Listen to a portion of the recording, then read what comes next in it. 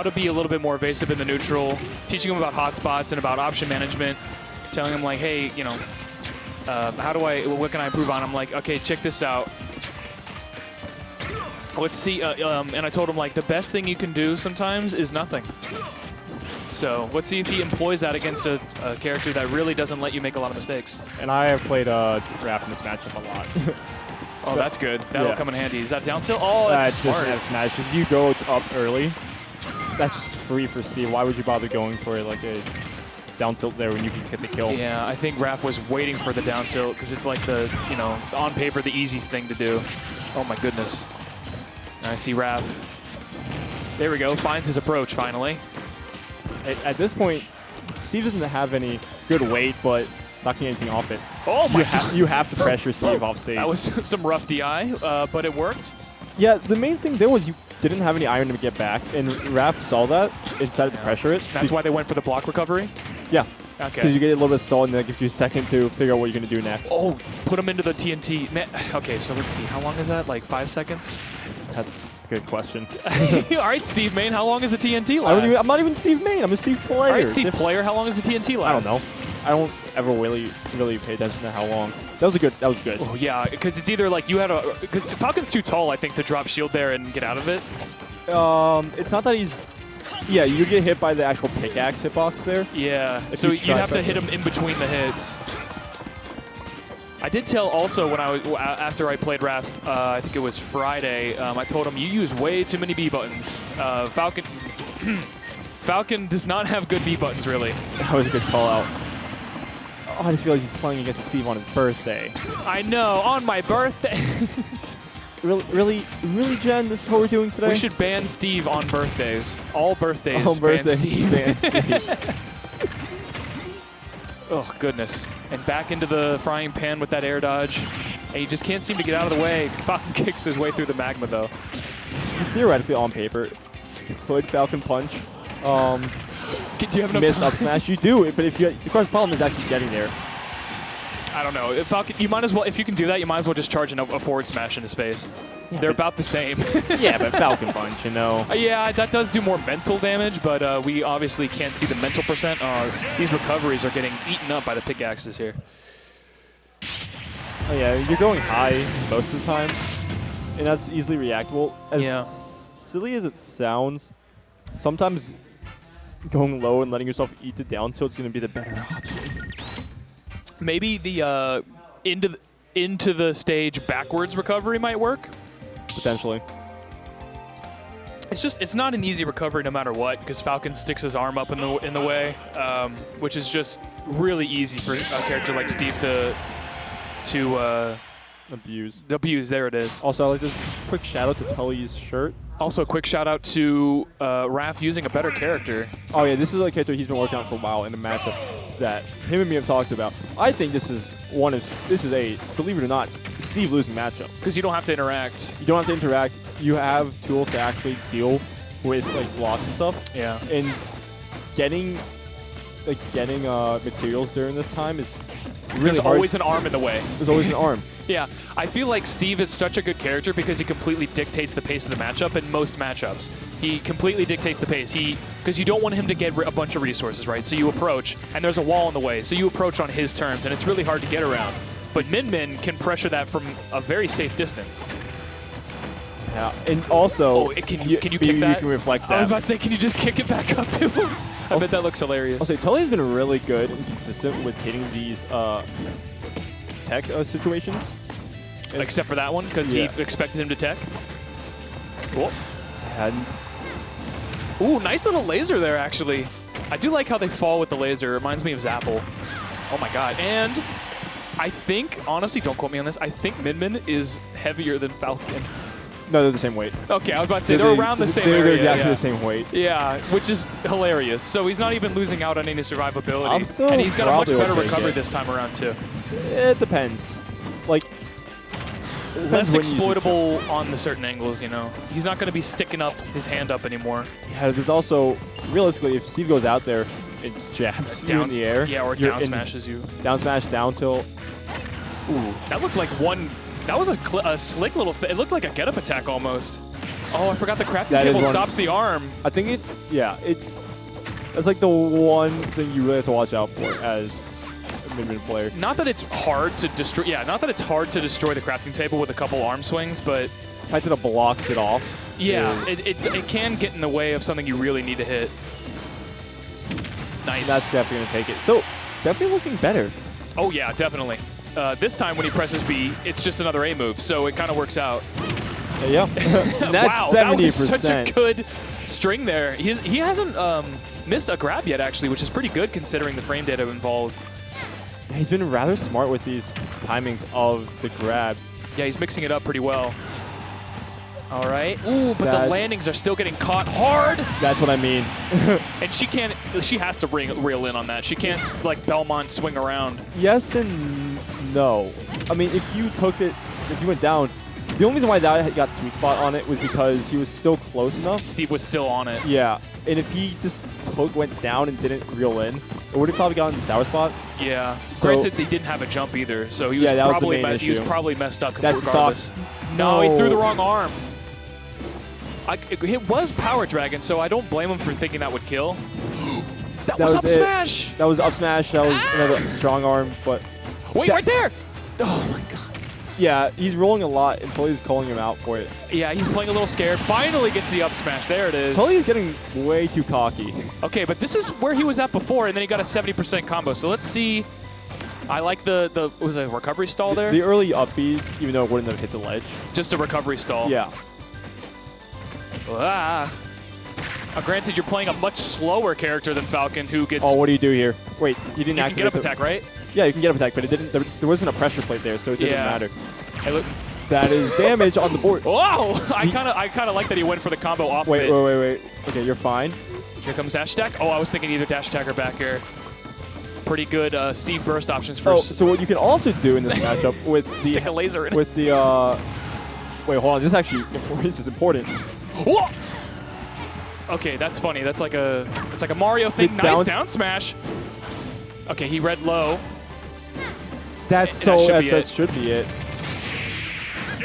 Yeah.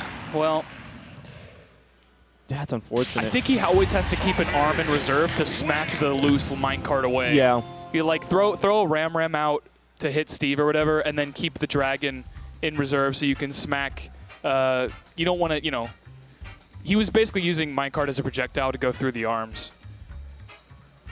Yeah. It happens. But hey, not bad. I've never seen him play Min Min before, and it did a lot better than the Falcon. This was a character that since I've talked with Raph, which is early this year, March, April, he's wanted to play.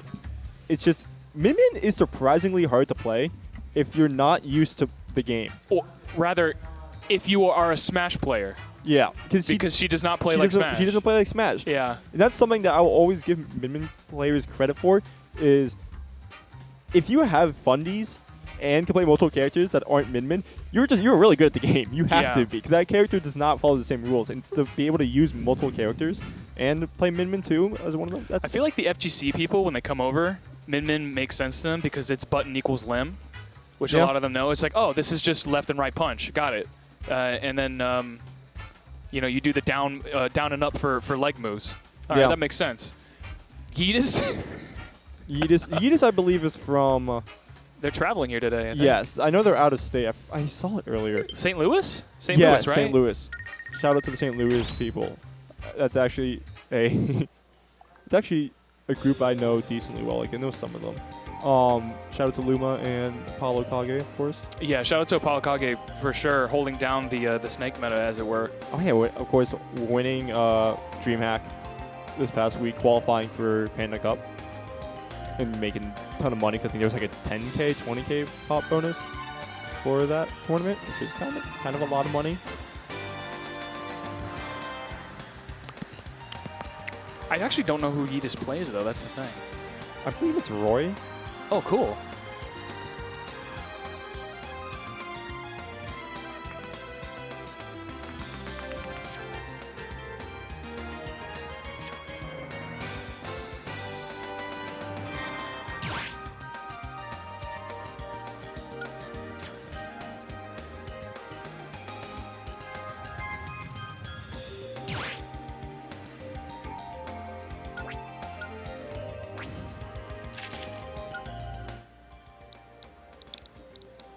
make sure I'm not DQ'd. I'm pretty sure they know. I would hope so. Oh, they're still playing. Oh my god. Who are you waiting for? Nemesis and Ol the Raichu 66. This is a gamer. That's an Xbox That's 360 Xbox gamer tag. Yeah, that's a Microsoft gamer tag. Ol the Raichu 66 with underscores, not spaces, ladies and gentlemen. That's like XXX Shadow Sniper XXX right there. Master Chief 117. Is the 117 like the equivalent, like the Microsoft equivalent? The 117 in your gamer tag, is that the Microsoft equivalent of putting SSB at the end of your Twitter handle? Maybe. Yeah, they're still playing. It's been 12 minutes. They must have gone to game It's gotta 7. be game 3. I mean, realistically, there's a good chance that game's also just going to like a game 2 right now. Oh, There's a lot of characters where that could just be that. Imagine getting timed out your winners round 1. I've done it before. I know you've done it, but imagine No. happening to you. So, okay, it's okay. So there was at the UMD summit, the beginning of the year, there was a $1 bounty for the first time out. Why would they incentivize that kind of thing? I don't know. Because it's only someone paid Kazuya. someone paid $1 to ruin everyone's bracket. Well, okay, so we were in round robin pools, and it was me and Trash Day fighting in pools. So we did what any good commentator would do is we commentated our own set. Yeah. And the first game was me timing out Trash Day Okay. while we were commentating it. Good thing he brought his own lounging chair. Yep. So this Okay. matchup is actually kind of free. kind of a pain in the ass if you're the Kazuya player. Yeah, I feel like this is like the old school Bayonetta versus Ryu from back in the day, where it's like realistically Ryu or Kazuya should never actually play the game, but if he does though, it's death at 50. Well, that's the thing is you get out of the combos really easy because a lot of Kazuya stuff is surprisingly frame specific. Like you can usually get out of you're like talking about Steve bats within bats the within. combos? She can bats within stuff, especially at early percent, so it just doesn't work. Oh, you're done. Almost. Barely. Didn't But get this is a good ledge trap situation here. I Get don't him. think he has a jump. Okay. That At was first I actually was like, good go up out there and smash. hit him, but instead he went for the optimal punish. Yeah, there was no jump on the side of Jinx, Yeah. so YEETUS. Ooh, you're done. No. Up air. Up he definitely wouldn't have killed there. Oh, I guess he doesn't want to stay on it? Yeah. Or maybe he was worried that it wasn't going to be true. Good lord. Also, you can change your DI. Like, following the blue arrow is, you can mix up the blue arrow DI. Yeah. So you can't exactly follow it the whole time. So if they mess it up air is also really fast. Yeah. That Just going for the safe damage, I guess. Yeah. Oh, God. it's also like frame 4, I think. Yeah, It is fast. it's normally held back by his horrible jump squat. Yeah, the frame But 7 that's jump why spot. everyone, you normally see it as a landing tool instead. Or like at a disadvantage. Yeah. That should be an up at a shield, but He went with strong down tilt instead. That should be it. This rage. Yep. yeah, that was just unfortunate. That's just a lot of rage up there and not a lot of SDI to get him out of there, to get him underneath all those witch twists. Also, Kazuya on PS2 is surprisingly not great. Well, because he can't jump up on that platform. Yeah, you without can't. double On jump. top of that, up smash doesn't hit on it. Ah, Up so smash- I think in SBF he also can't. No, you can. Oh, you can? Or you can hit up smash, but you can't jump with one jump, right? No, you can. You can do the Kazuya. You can do the Ferb stack off it. You can definitely do Ferb stack off PS2. You're not dead, are you? You are. Nah, that's a lot of rage. Yeah. On PS2, you can definitely Ferb stack. It's just the timing of it is really different compared to the other stages. But up smash just does not hit. You can hit shield, but it doesn't hit through the platform. So SBF it does because of the different plat height. I think like the main stages are Smashville and PS2. That's why a lot of Kazuya's pressure platform shielding with the command grab anyway. Yeah, you can also reliably tech chase with it, because tech rolls are not fast whatsoever. And that down B is also not that. Not on a platform, they're not. They just sort of roll in place. Yeah. Oh, I just realized Jinx is here with like 5 people. Like, I think they're his sisters or something. His family. Yeah, they're all just like, they're probably sitting in the room, in the foyer, I guess you would call it, watching him. Props to Gen 10 for putting him on stream, I Oh, guess. messing up the Ferb stack. And Jinx was actually hardcore grinding with GUMMY earlier, trying to work on his disadvantage. So let's see if it helps him here in this terrible matchup. That's also a matchup I've played with GUMMY quite a bit. Me have played Kazuya, whatever character he decides to play at the time, a lot. So if there's a player in the room that knows how to punish Kazuya disadvantage, yeah, it's GUMMY. Oh, I like that. He's actually props to Jinx. During friendlies, he was mashing air dodge a lot, and I was like, hey, you need to chill with that. He's like, what? I'm Kazuya. I'm like, just take the damage where you can and don't die. You're fine. Not there. Not there, you're not. I feel like with some DI, he could have made it out of that. Like that move, it seems like it never actually kills if you hold down and away, but right there, he gave you what? Oh, I like that. The 4-4? What's that, Stature Kick, I think it's what's called? Tombstone Crusher. Stature is the one that trips you. It's the trip one, yeah. I just use Tekken nomenclature. That's just hold down 4. Yeah, I was gonna say down 4. That's while crouching 4, I should say. There's a lot of moves. Like, as someone who's also plays this character, there's too many moves. Yeah, that's why Tekken don't really normally use the actual names for them. Yeah. They just use the. Okay, actually, that jump was. Maybe he was going for like a Game & Watch strat of like up being up there. You could, yeah, you definitely could. Although I think just up airing there would have been the choice. He is not falling for these smash attacks, I think. Good. Which is good, yeah. And I feel like the rage buff is better than the drive. This definitely kills right now. Well, the rage drive will definitely kill if he hits it on the ledge too, which he's looking for. But I love the 10% damage buff that he gets from it. You have to get one more before that thing disappears. Or one more hit from him too. That was it. Well, he got it. You can't do it in the air. In the air, it's it's regular version, right? Yeah. Okay. No matter what, even so if you have to land on the platform, then do it. Yeah. I mean, look at Jinx. Up a whole stock right now. As long as he DIs this one properly, which he will. Couldn't get all the way up. Okay. This is what I'm saying. Like, Bayonetta might as well kill it 5 trillion%. It doesn't really matter between 150 and 300. She's going to kill you with the same moves. Back air, forward throw, jab, stuff like that.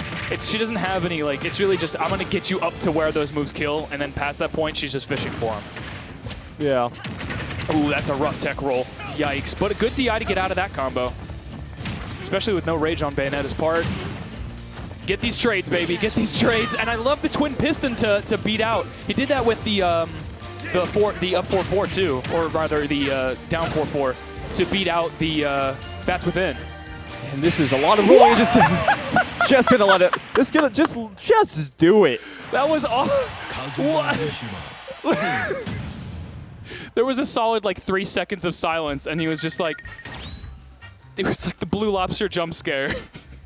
Yeah. Just, and then it's Kazuya Mishima wins, and that's it. Like, that was such a random option. I'm not even going to say it was bad, because they weren't necessarily in a punish position. That was a good spot. I mean, it would have beaten his ABK. Yeah, it would have beaten anything. It would have beaten anything. So maybe he was. I'm going to give him a huge benefit of the doubt and say that he was doing that to stop the ABK out of the corner. Either way, if he did God Fist, that stops it because of the invincibility on it. Yeah. Or if he does, either way, it was a good option. Yeah, I mean, good on him. We're going to regular Battlefield now, which I'm surprised he left open. Now. Also, this edge guarders like this stage. Lightweight edge guarders like this stage because they'll live a little longer, and if your edge guarding is on point, you can always take them out there and smack them.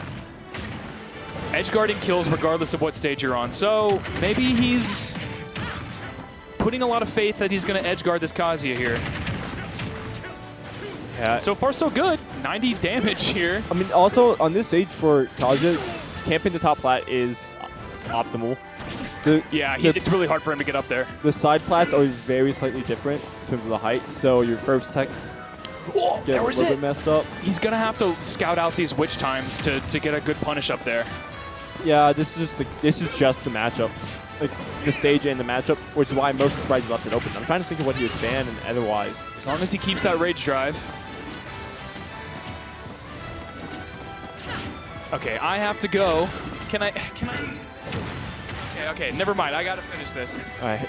It's only one game. Come on. Okay, back here. It may be a long one. It may be a long. Well, I don't know. Now that he's. Well, okay, it is gonna be a long one. So okay. So I like every time we see one of this. I like Do that. you know about West Balls versus Armada? I'm assuming it went like this because Armada plays Peach and Peach is very campy. Well, okay. So West Balls versus Armada. West Balls has never beaten Armada to my knowledge. Oh! Yeah, maybe slightly messing up the timing of it. That would have worked. That would have evened things out. Definitely would have evened things out. So West Balls, to my knowledge, has never beaten Armada. And I forgot what tournament this was. But West Balls takes the first stock, and he starts camping the top platform because Peach can't get up to the top platform. That lost to jump in jumped. there. Yeah. He could have up and air dodged up, but he just probably thought he had to jump. I think he was trying to get the jump out first. And Get up there and grab her by the face. that's a problem, dude. You jump squat and you could probably react to it with Witch Twist up there, and it's just definitely react. This is like to it. old school like duck hunt tree camping style. Yeah, I mean, hey, you don't want to fight Kazuya, so. Yeah, he's nice. I like that. Fair and angled laser. And we're right back at this stage, you kind of have to have a lead with Kazuya, or this kind of stuff happens. That's nice. gonna be it. But it's tough. So I was saying, West Balls decides to just start camping. Oh wait, that's damage. Keep going. I will explain. I will. Decides to start. Oh my God! Decides to start camping the top platform. Yeah. And he gets bored halfway through it, and he almost loses the game because of it. So he starts playing it. Yeah. And that's the whole thing of the human error is, are you going to give up on it? Which is what we've seen YEETUS do. That should do it. That's going to probably do it. No, high ceiling. Regular battlefield, higher ceiling than SBF. This could They got be bad. bored. If YEETUS loses because he decided to SD there, this could be bad. That's, yeah, bad DI too. Well, that's unfortunate, but hey. That was well played, though. Well played. I think YEETUS is, seeded pretty high.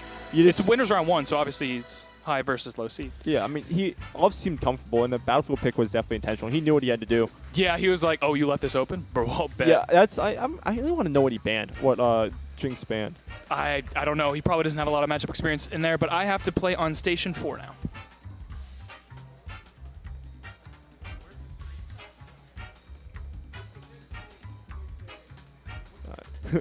Anyways, how is everybody doing tonight? Hope you guys are doing well. I'm just gonna see how I look in this jacket because I got it for free over the weekend, so just wanted to see. Big fan of it. Anyway, so tonight's a pretty good night, This is post-Apex. I don't think any of the Apex players are here tonight, though. I know Squid Plumber and Peanut decided to sit out. Ooh, Crockers and losers. No. I know Peanut and Squid decided to sit out. After really, I think they both got top 24, so really good results from both of them. Trying to think. Pink isn't here. I think there's a Matador course to the VA players.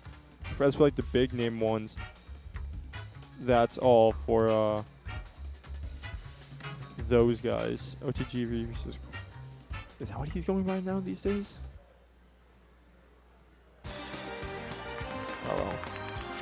Oh, Wood wasn't even waiting for a massive finish. He was waiting for a TQ.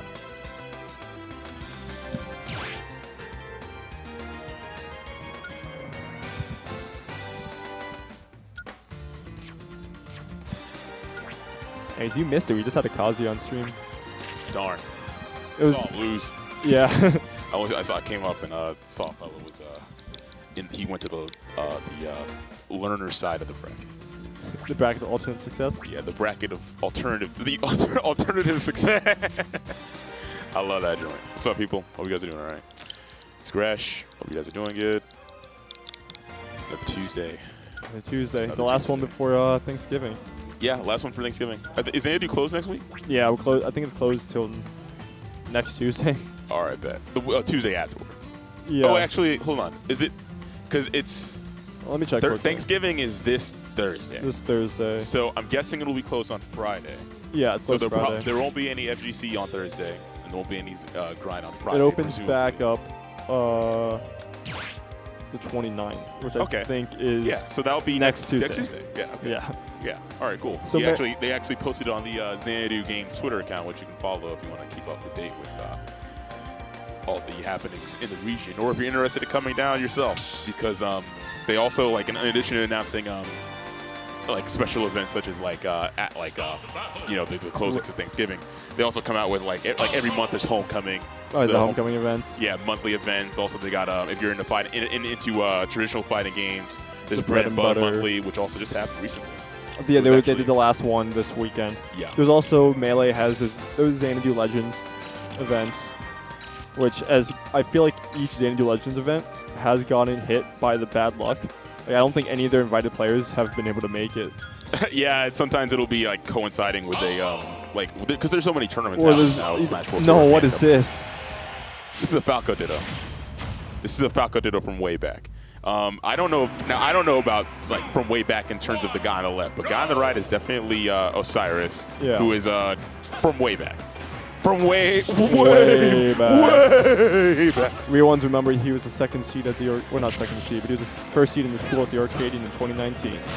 Yeah, I remember that purely because I had a let's call this pool, I had a captain's pool, but getting a decent amount of damage, and this is exactly what I expected when Falco did. I'll be honest. Yo, this guy's movement's kind of crazy. Are the names correct? They're definitely correct. It is CrustyBaka and OTG. Okay, all right. It's OTG. That stands for Osiris the God. Osiris the God. If I remember correctly, that's what it stands for. Okay. But either way, it is definitely right. The numbers as well. All right, cool. I just wanted to make sure. Yeah, because like, again, I pulled up when the Kazuya got smoked by the Bayonetta. Nice tech from Osiris the God, the GOAT. What is it? It's interesting. It's definitely like the God of the GOAT. The greatest man's ever lived. The greatest. Yeah, either way. This is got CrustyBaka looking to make him look like Osiris the Goofy. He was able to get that follow-up off the Phantasm. Not quite. Yeah, it looked like he just waited for an air dodge or something, and not going to get it. And they're both looking for the one kill. Hey, that's safe on shield, and it was Osiris did the wrong decision and decided to. The ultimate works out splendidly. Amazing maneuver. Whoa, did he just spot dodge? Yo, he up-tilted, it whipped. My man spot dodge, do it again, and it worked. Amazing. CrustyBaka keeping it competitive, though. Yeah, I will say CrustyBaka is definitely a player who knows what he's doing. He's as we've seen, he took the first up. He's waiting for OTG's air dodges, and has generally had the right idea for what to do. Just hasn't been timing them correctly. Yeah, nice maneuverability from Osiris. With the wall jump fade, hasn't found his way back on stage. Even percent. Awesome situation for CrustyBaka. Baka's ledge trapping is not that OD, but he definitely can't kill very quickly by the ledge. Case in point, up tilt. Trying to get behind and force his way back on stage. Not going to work out for CrustyBaka. And now we're just back to this. Trying to find the up tilt to get the kill, get into the back air, or get more damage at one at least. Yeah. Mirror matches are very uncomfortable because your effective range is also your opponent's effective range at any given moment. That could turn haywire for you if things don't work out. So it's just you have to constantly make the better decisions a lot of time, it feels like. Trying to call it a jump off ledge, but not going to get it. Oh, almost gets that sweet spot of the down air. Not quite. Gets a late hit. A little bit of fake Trump action. And missing his own, he used a jump. Yeah. Oh, Osiris. Oh wow, my God. What a follow-up. What a capitalization off of an unrecognizable situation off the Heezy with the forward air. Sometimes you got to close the door to open a window. He missed attack, but doesn't matter. Right into the, I believe that was an air at least. Yeah. It was an air fair, but that was a forward air, yeah. It took it. It took it. He spins in either one. Yeah, so. that was like a hyper wall jump. Yeah. Yeah, that was crazy. Good stuff from, that was a really good opportunity made the most of in that situation in the edge guard. But going to Hollow Bastion now. So, you know, you not as big of a stage. Same ceiling though, at least. And the middle platform. Feels so. Oh. Oh, going off cloud. Okay. Going off cloud. So wasn't feeling the Ditto, the mirror match. It is uncomfortable. Like I said, the mirror match is uncomfortable. It's in a lot of cases it's very uncomfortable in this game in particular. Like if it was a game where there's more, there's a lot more variables or like freedom of expression. Like for example, like a game where like Melee, like the Fox Ditto is always so flexible in Melee, or Falco Ditto is always flexible. Melee in general is a very flexible game. Let's not like limit it to just the Dittos. Yeah. But in Smash Ultimate and it was the case in Smash 4 too. It's nice. He's trying to go for some crazy there offstage situation. CrustyBaka, unfortunately. Oh, I love the idea. In case he went low, but no, not going to work out. Yeah, how come you able to get the bear? So just going to go for Nair. That's going to take it. That was top. that was DI. Yeah. That was Bermuda Triangle DI. His people needed him DI. But just back to the Cyclone. Yeah, CrustyBaka actually risking it all on that double jump. He could have actually very easily gotten caught with his pants down, because that didn't quite work out in his favor. All right, another conversion into the down air, which is good for Osiris because he does get a good bit off of it if he is able to follow up off the bounce. And even a side B on stage. Wow. That was Jinx. That was Jinx. I definitely, that was not what CrustyBaka intended to happen. But he will take it. He will take it because the bear was meant to cover a different option, but it happened to hit Osiris after the wall jump. Yeah, it did. And now CrustyBaka has really done a great amount of damage in just a short amount of time with that up air follow up through the platform. Ooh, Osiris not getting the capitalization on the defensive option. CrustyBaka being very stalwart, holding shield, and getting the jump call out is Osiris. Wow. Listen, we haven't seen like the up tilt and the up airs come out, because there's definitely been percents where it would kill CrustyBaka, so I think that could be something that comes up with the last stock that could have probably been a dash attack, honestly, because like the Spaceys always have their head poking above when they like come back with Yep, that time he does get the correct edge guard. Missed it on the first stop, but gets it the second time around. But now he gets immediately cut out again, trying to jump in an unfavorable situation. Osiris capitalizing. Oh, he's almost dead. gets the air dodge read. Wait, It's actually a terrible way to lose. Why did he follow him? He was dead. Yeah, he was dead. He didn't have a jump. He was completely out of limit. He was trying to style. Yeah, I'm like, yeah, that wasn't the fancy kill screen that you wanted. And unfortunately, CrustyBaka not having to do the mirror match, dance that Saga dance again. And he's going to get a very, very generous gift from Osiris as we go into the final game of the set, game 3. Died at 0%. That's really, that's a tragedy. That is a tragedy. But going to the similar platform layout in the form of a smash roll, actual stage size is smaller, the platform a bit higher, and a way higher ceiling. So, okay. That just also, streets say that this CrustyBaka individual is actually Canadian. So the flag has been updated. The flag has been updated. All right. Shout out to the fellows in the Twitch chat, twitch.tv/VGBootCamp, stream live. I'm trying to like. Oh wait, that's that jump. That was an amazing down tilt from Osiris. That down tilt hits surprisingly low. On top of that, yeah, Cloud's, if you don't get like the perfect spacing, Cloud's up B always just shoot a little bit above it. So that just 1+2. Oh man, nice drip back from CrustyBaka. Not quite getting caught by the jab. Another jump call out from Osiris. The airspace is being consistently covered. Gets a ground grab. Nice job. Osiris has just been playing around the shield he's been playing around the shield, but a lot of times giving up just basic pressure to get hit by uppy. He starts to... Yeah, I've been noticing that in the last game especially. He's just giving it up a lot of space to go for unsafe options, but going off stage in that was a really good wall jump. That was good because he wouldn't be able to land a killing blow with an up air back air off of that, so he gets the offstage situation instead. Nice parry on the landing hit. CrustyBaka really showing his stripes. Yeah, he's definitely familiar with his character. We saw it earlier. He was no stranger to Falco early in the Ditto, but that back air is, no matter what, that back air is going to kill. Yeah, no matter what, especially on that high percent. All right, CrustyBaka caught off stage, saves the jump. I don't know if he had his jump, but regardless, going to space the up B properly. Osiris getting another great follow-up. Down tilt to down tilt. Okay. That was an air dodge weight, but... Oh, wow. He swings with the down air and hits absolutely nothing. We are lapped in percent. Oh, that nice climb has out of shield, but it's definitely not going to kill it, only like 70-some%. Yeah, but it got like 17% on the board, so that's damage. However, you got to get off this ledge. Yeah, you got to get off this ledge. You got to close out the stock. You really, really can't re-grab in that situation. Osiris capitalizing accordingly.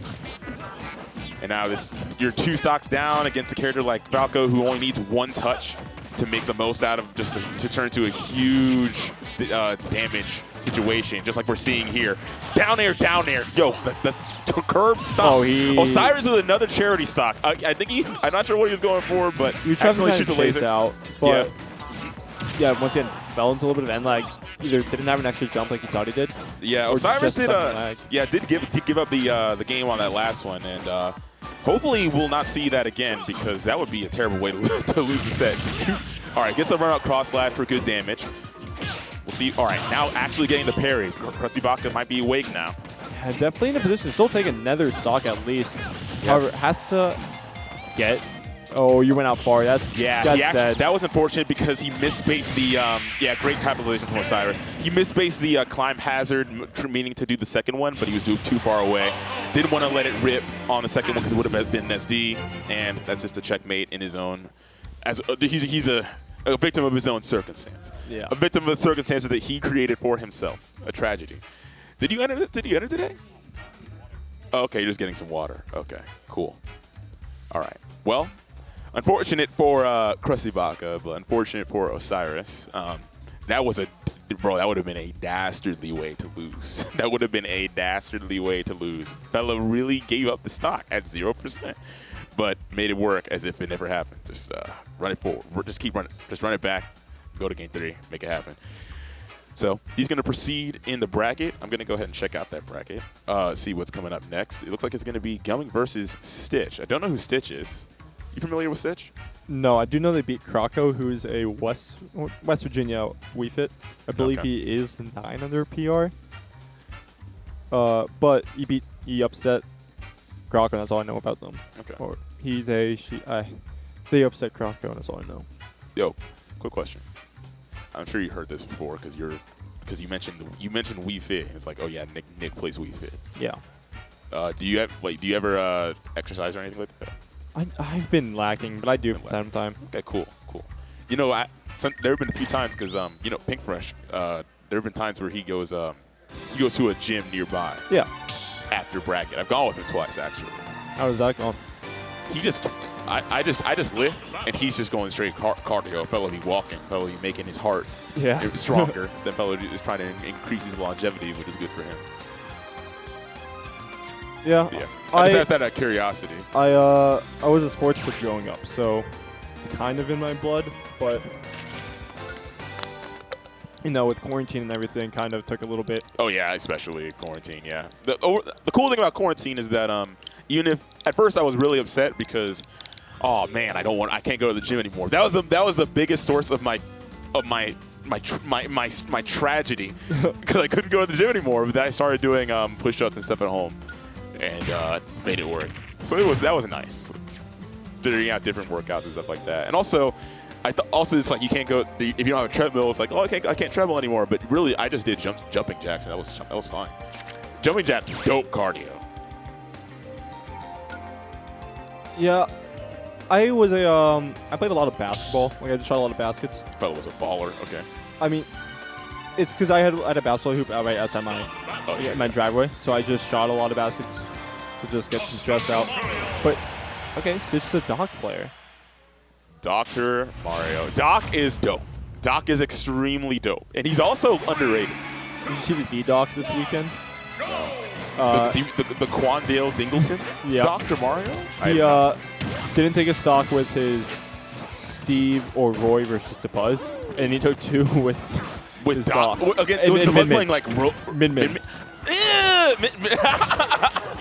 How do you pull that off? That matchup sounds awful. It was nasty. It was legitimately like moving. I think Enhance dropped the game to the D-Doc at Glitch. That's crazy.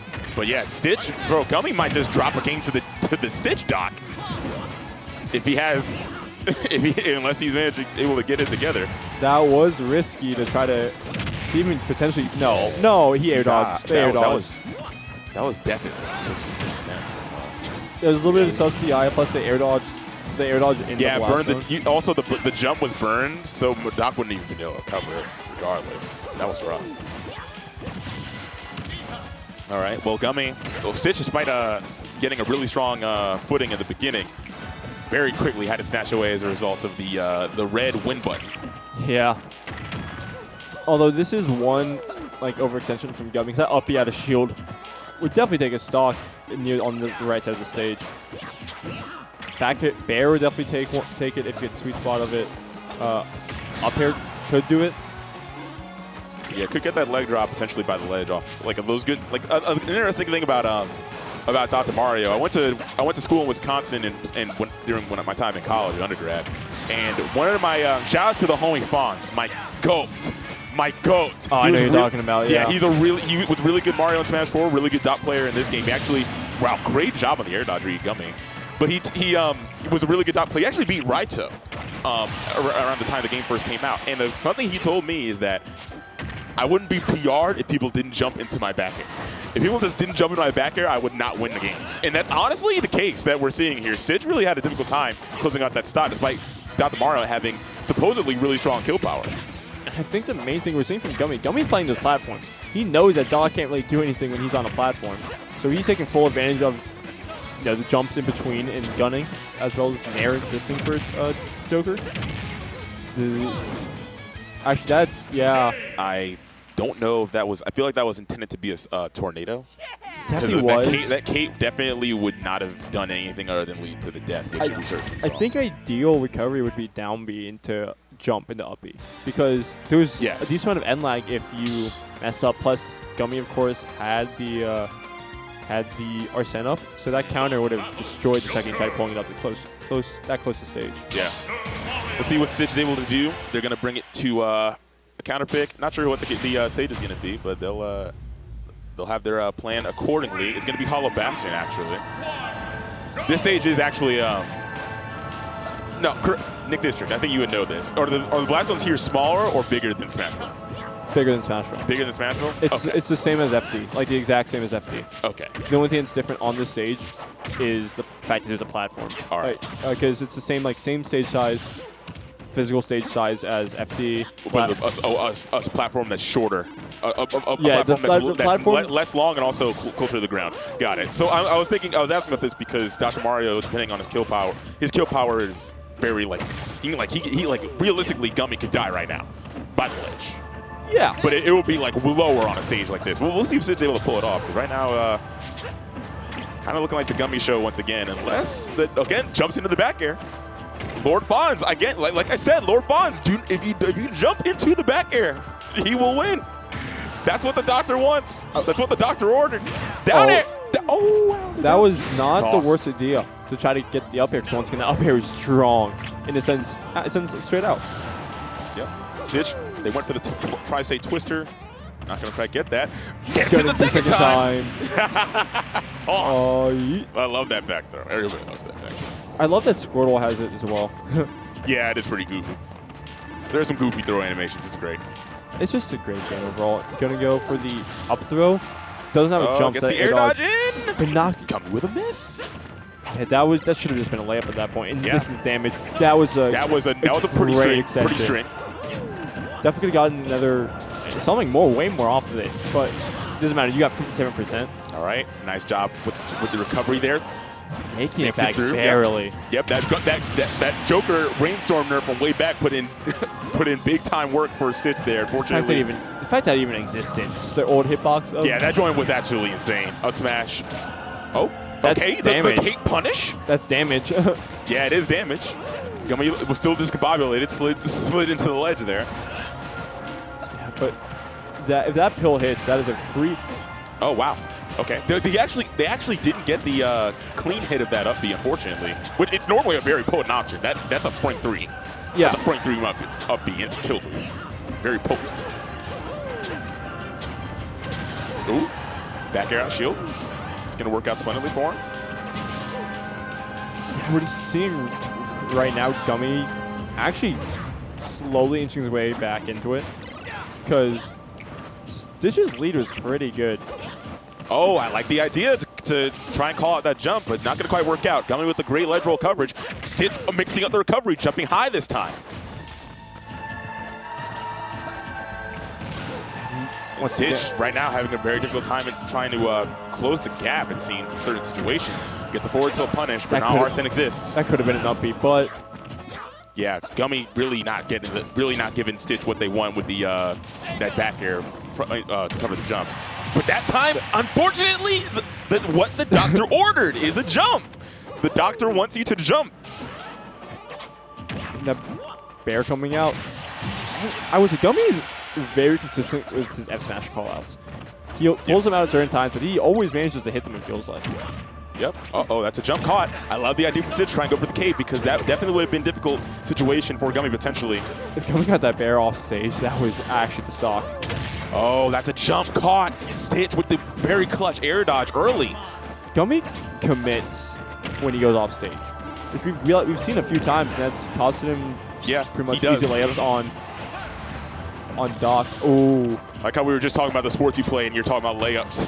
Fellow was still a baller to this day. I wasn't even a basketball player, I was a soccer player. Oh, I thought you said you played basketball. Well, I did play basketball, but I didn't Okay, well, all right. Soccer is my main sport, anyways. All right, well, clearly Stitch trying to play the soccer as well, trying to get these kicks in with the back airs to find the sock. Not going to try to work out. Barely makes it. Making it through. The hitbox is beating out the dare one. Oh, goes to the frame 3, but it actually does get clipped by the up smash on the way down. Not going to kill yet without Arsene, of course. That slow movement speed is really working out in GUMMY's favor because right now Stitch having a really difficult time trying to capitalize with the most out of these situations. Once again, there's so many situations where... Oh, wow, that was so tragic. I don't know what exactly happened, but he lost the hop from the up B and didn't actually make it back. That's really strange. Was he too low, or did he use it before getting out? Low. I think there's also a chance he may have used it and got caught, like the animation got caught beforehand. No jump. Who knows? Way too low either way. And that's gonna be Stitch. Stitch made it look a lot more competitive in that game to the point where they were able to take it over GUMMY. And now GUMMY does have he has a decent character pool. He's got the Joker, the Chrom, the Roy that he's recently been working on. The thumbs up coming out from Stitch. All right, and now here we go again, going to town as the final venue for this set. It's a pretty nice, calm. That down there was being the first hit of the game is kind of crazy. It's a pretty calm night in the town and the city. Yeah, the town and the city. Right now we're in the town. But GUMMY is swinging. Yeah, my man is, player 3 is getting demolished right now. That was a Stitch's. Player 4 is getting some action too. But now Stitch is in the mix. That could be really bad. If it really just takes a one cape for head stock to be gone.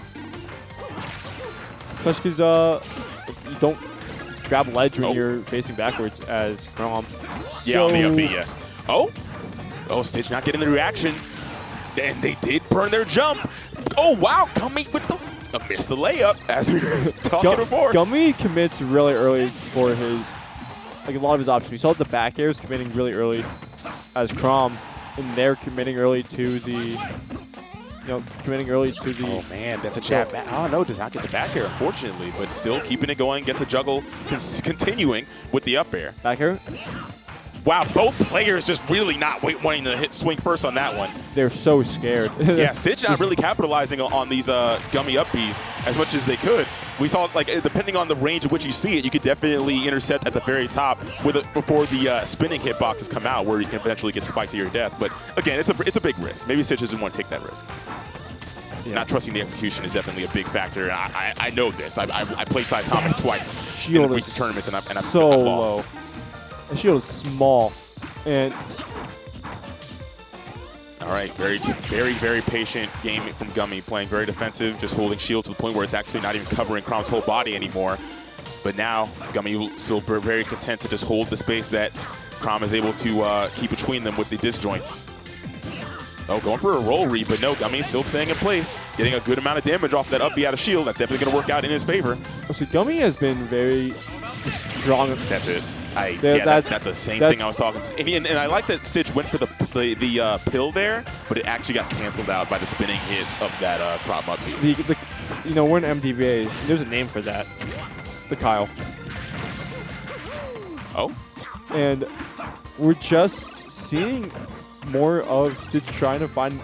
Honestly, they've been using kill a lot more in this game as an actual neutral tool, rather than just using it when they're in an advantage.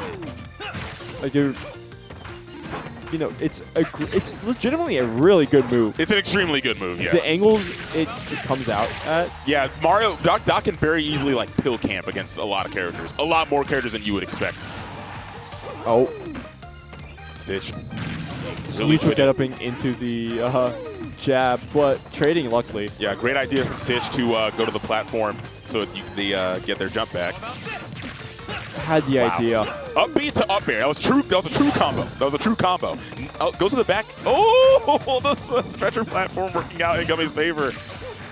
Nice job from Stitch, DIing up, so that way the down tilt would not send to a 10 situation. Gets the ball behind up B to capitalize. Last hit, or last stop situation between these two. Hold on. Stitch getting a sizable amount of damage off that one individual moment. Already Gummy's at 57%. Realistically, but the call out on the landing. That was a great call out on the landing. I was thinking realistically, that was actually last hit. Oh yeah. Because Gummy would die to a down throw down B. You're right there at the ledge. So that's going to work out in Gummy's favor. Stitch, really, it's really unfortunate to see somebody go out to that Chrom up B like that. It sucks. I really. Like that, because that's a character that's always like the edge guarding is the main thing that you need to do against that character in order to make him not top tier. And in that situation where you can't edge guard him, if you just suck at edge guarding him, then then automatically he's a top tier now. It sucks. What's up, Nick District 14? Oh, there it is. What's up, what? Had to get a set with my man Gresh. They were gonna put Jerry on stream. Winner of that set plays me. Jerry's been coming. So I was like, I'll just go on commentary. But no, they're playing I like off. the hoodie, by the way. Thank you. Oh, this. The Hang on, Goji production. Switch back. I got it. It's a drip check. Oh, it's cool. Noah really wants. The back. Noah's got to showcase the players, bro. ZD versus Elmerz. Elmerz. Is that a glue reference? I'm not sure, bro. Or Elmerz. Go back to the commentary cam, please. Okay, drip check. The Gojira. Japanese flag. He's flexing his. All right, bro. Yeah, it is dope. It is dope. It looks good. I commented it for a reason. Yeah, there we go. I saw it when I came in, but you were playing. I'm going full red, white, black today. You're about to start a set, and I was like, oh wow, that's actually a really dope. Yeah, baby. You go full red, white, black. You playing as the Luminary ult on Hero or what? Oh, I hate that ult. You hate it? You don't like the Dante? The Pegasus ult? The Pegasus, Maximilian Pegasus. If it was on like DQ8 Hero, maybe that color scheme. Okay. But I don't like DQ11 Hero at all, and his Zabumafu 3s or whatever he has wearing. It looks like he made them himself. You're a hater. The color scheme is way more dope on the Maximilian Pegasus pick. It's so dope. I can understand the first one, but the second one's dope. I honestly prefer purple. Wow! Purple is a better color in general, just in general. But I actually used the ugly orange one because I like DQ1 as a game, and I use regular DQ3 because that's the GOAT. What's the ugly orange one? Alt 7. The solo, the orange solo. Oh, that. That one's pretty cool. I like it because of the shoes. The shoes with the blue tips. The Vegeta 3s. Yeah, the Z Fighter joints. The Z Fighters. All right, so ZD's playing Palutena. I guess after losing to Thanos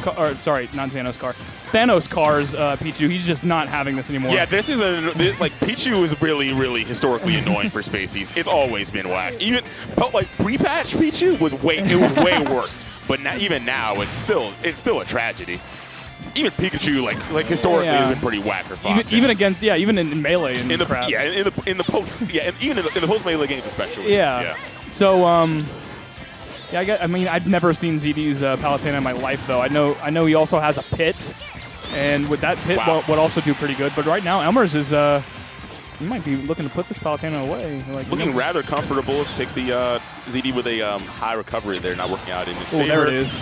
Yeah, Pichu, one of the few characters that can actually die to Palutena forward air from that combo. Yes, true.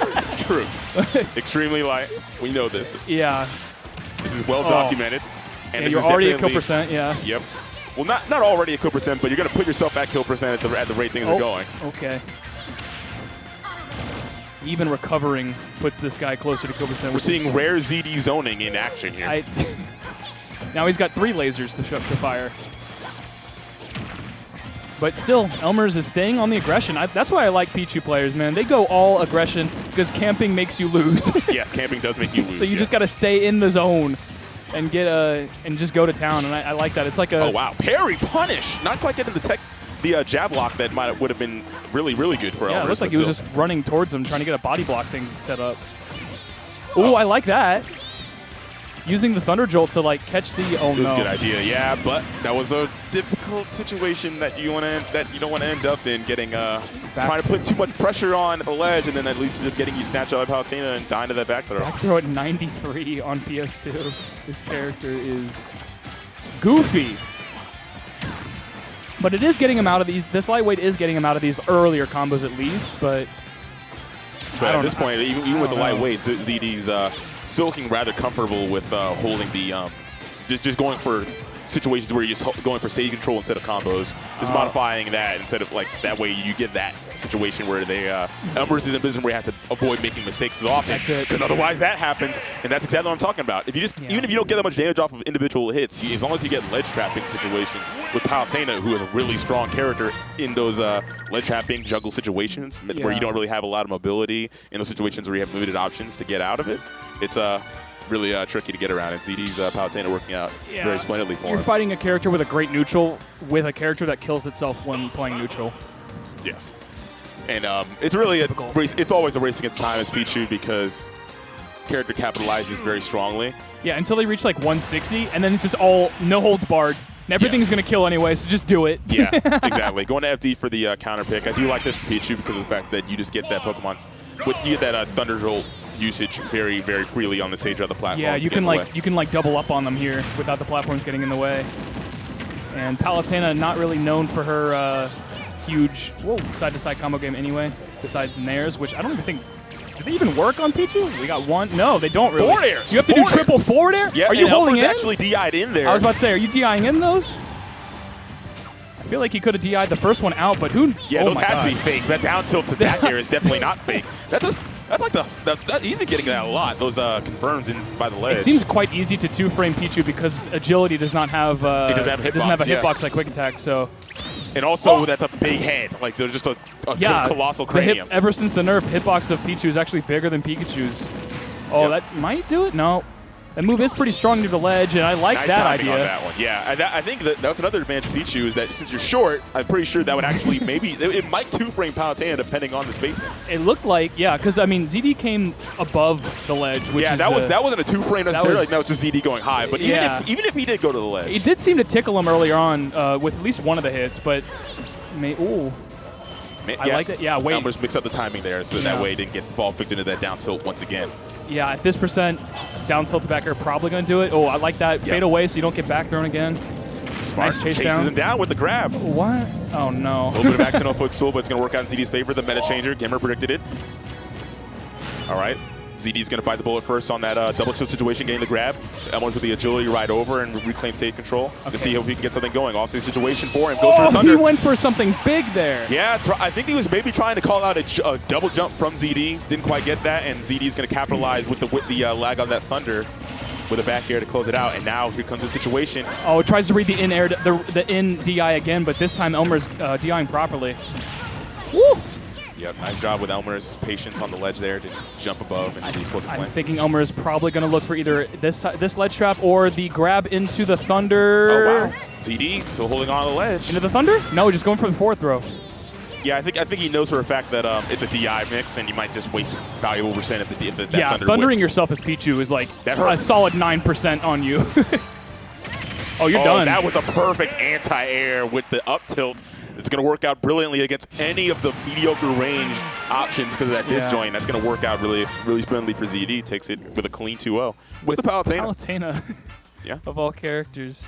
The very fundamentally driven character. And ZD, he's shown himself to be a pretty fundamentally driven player. You don't play Pit if you don't have fundies. That's for sure. Oh, yeah. Clearly.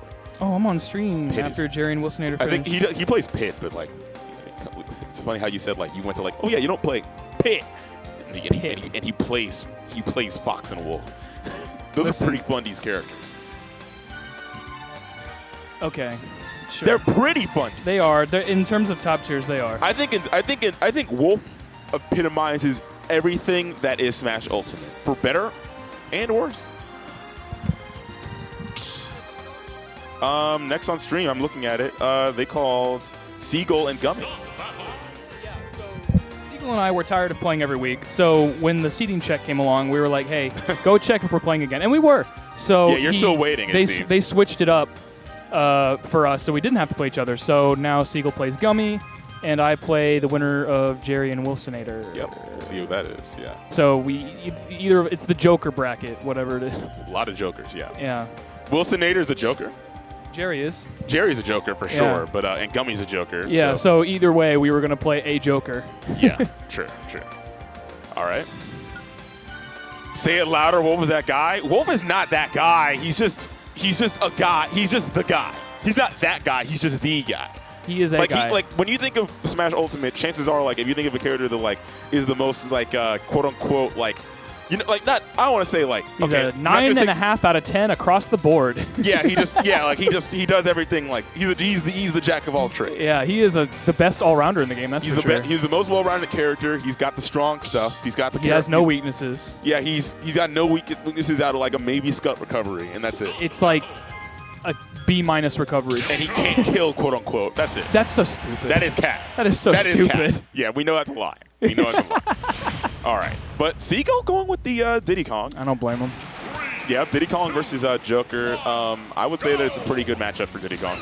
Yeah. I would say that it's in Diddy Kong's favor. But again, I'm not a Diddy player or a Joker player, so I'm cool. I'm ignorant, but from what I can tell, it definitely on paper it definitely seems garbage, and right now it's definitely looking pretty garbage in Gummy's favor right 50% already. And we just saw Gummy, come off a rather clutch win against the world's best Dr. Mario or whatever. Stitch definitely did look pretty nice against Gummy. I remember they were talking like he was like, hey, who does he had to ask somebody like, hey, who does Stitch play? And they were like, Doc, and he's like, oh shoot. what? I don't know. I guess Dummy doesn't like playing against Doc. That's a demon. Yeah, I guess it's one of those like you fight a Ganon this late in bracket or whatever. You're like, okay. You know what you're doing at this point. If you're playing, that's a fear factor. Yeah. Like playing against a Ganon is a fear factor. If you're playing Doc in the year of our Lord, almost 2023, and you're still doing things in bracket, you know what you're doing, so it's scary. Yep, and clearly Seagull Joe knows what he's doing, getting that down tilt to up smash combo, and he's still piling on the damage very rapidly. In just 1 minute's time, Diddy taking a stock and also piling on a lot of damage on the second is definitely good for him. It might be like the consistent. I know Diddy isn't the strongest character in the game, but it might be the consistent ways to take stocks that Seagull is going Diddy for. Yeah, that's always been a strength of Diddy. You don't want to have to fish for back air or something with Palutena against an Arsene that's breathing down your neck. So. Yeah, Diddy Kong's always definitely been a very good character, just playing a really strong flowchart game. Yeah. And clearly that's working out for Seagull. And it seems Joker can't really set the pace of the match when Banana's in play. Yeah, it's a combination of the small hurt box and Banana as a really powerful defensive option. Nice work. Oh, he tried to assassinate. That would have been really saucy. That would have been saucy. He tried to assassinate the barrels off. That was awesome. The one-shot, one-kill. I would love to see some more edge guards like that. But another follow-up into the up smash. The first time was a down tilt, second time it's a Banana. And now you have to chase down this increasingly quick and evasive monkey to get the first stock off of him. I just realized both these guys have guns as their neutral special. Funny thing is, Diddy's gun is actually more real than Joker's. Joker is just a toy gun. Yeah, but it shoots real fake. bullets for some reason. Because apparently we're in the metaverse or something. Yeah, well, that makes sense. That's why everybody's here. Oh no, this is you're done. Got him. Oh, goes to the up. Oh, I love the idea to go for the rocket barrel edge guard. Goodness gracious, Gummy. Come on, make it a 2-stock at least. Come on. Man, Seagull just looking absolutely planted. I like the little... not a 3-stock. Yeah, it's looking to be that way. Joker... Is this 2015 Seagull? Joker cannot exactly kill at this percent either. No, Arsene's not existing at all. There we go. Kills, finally. Wow.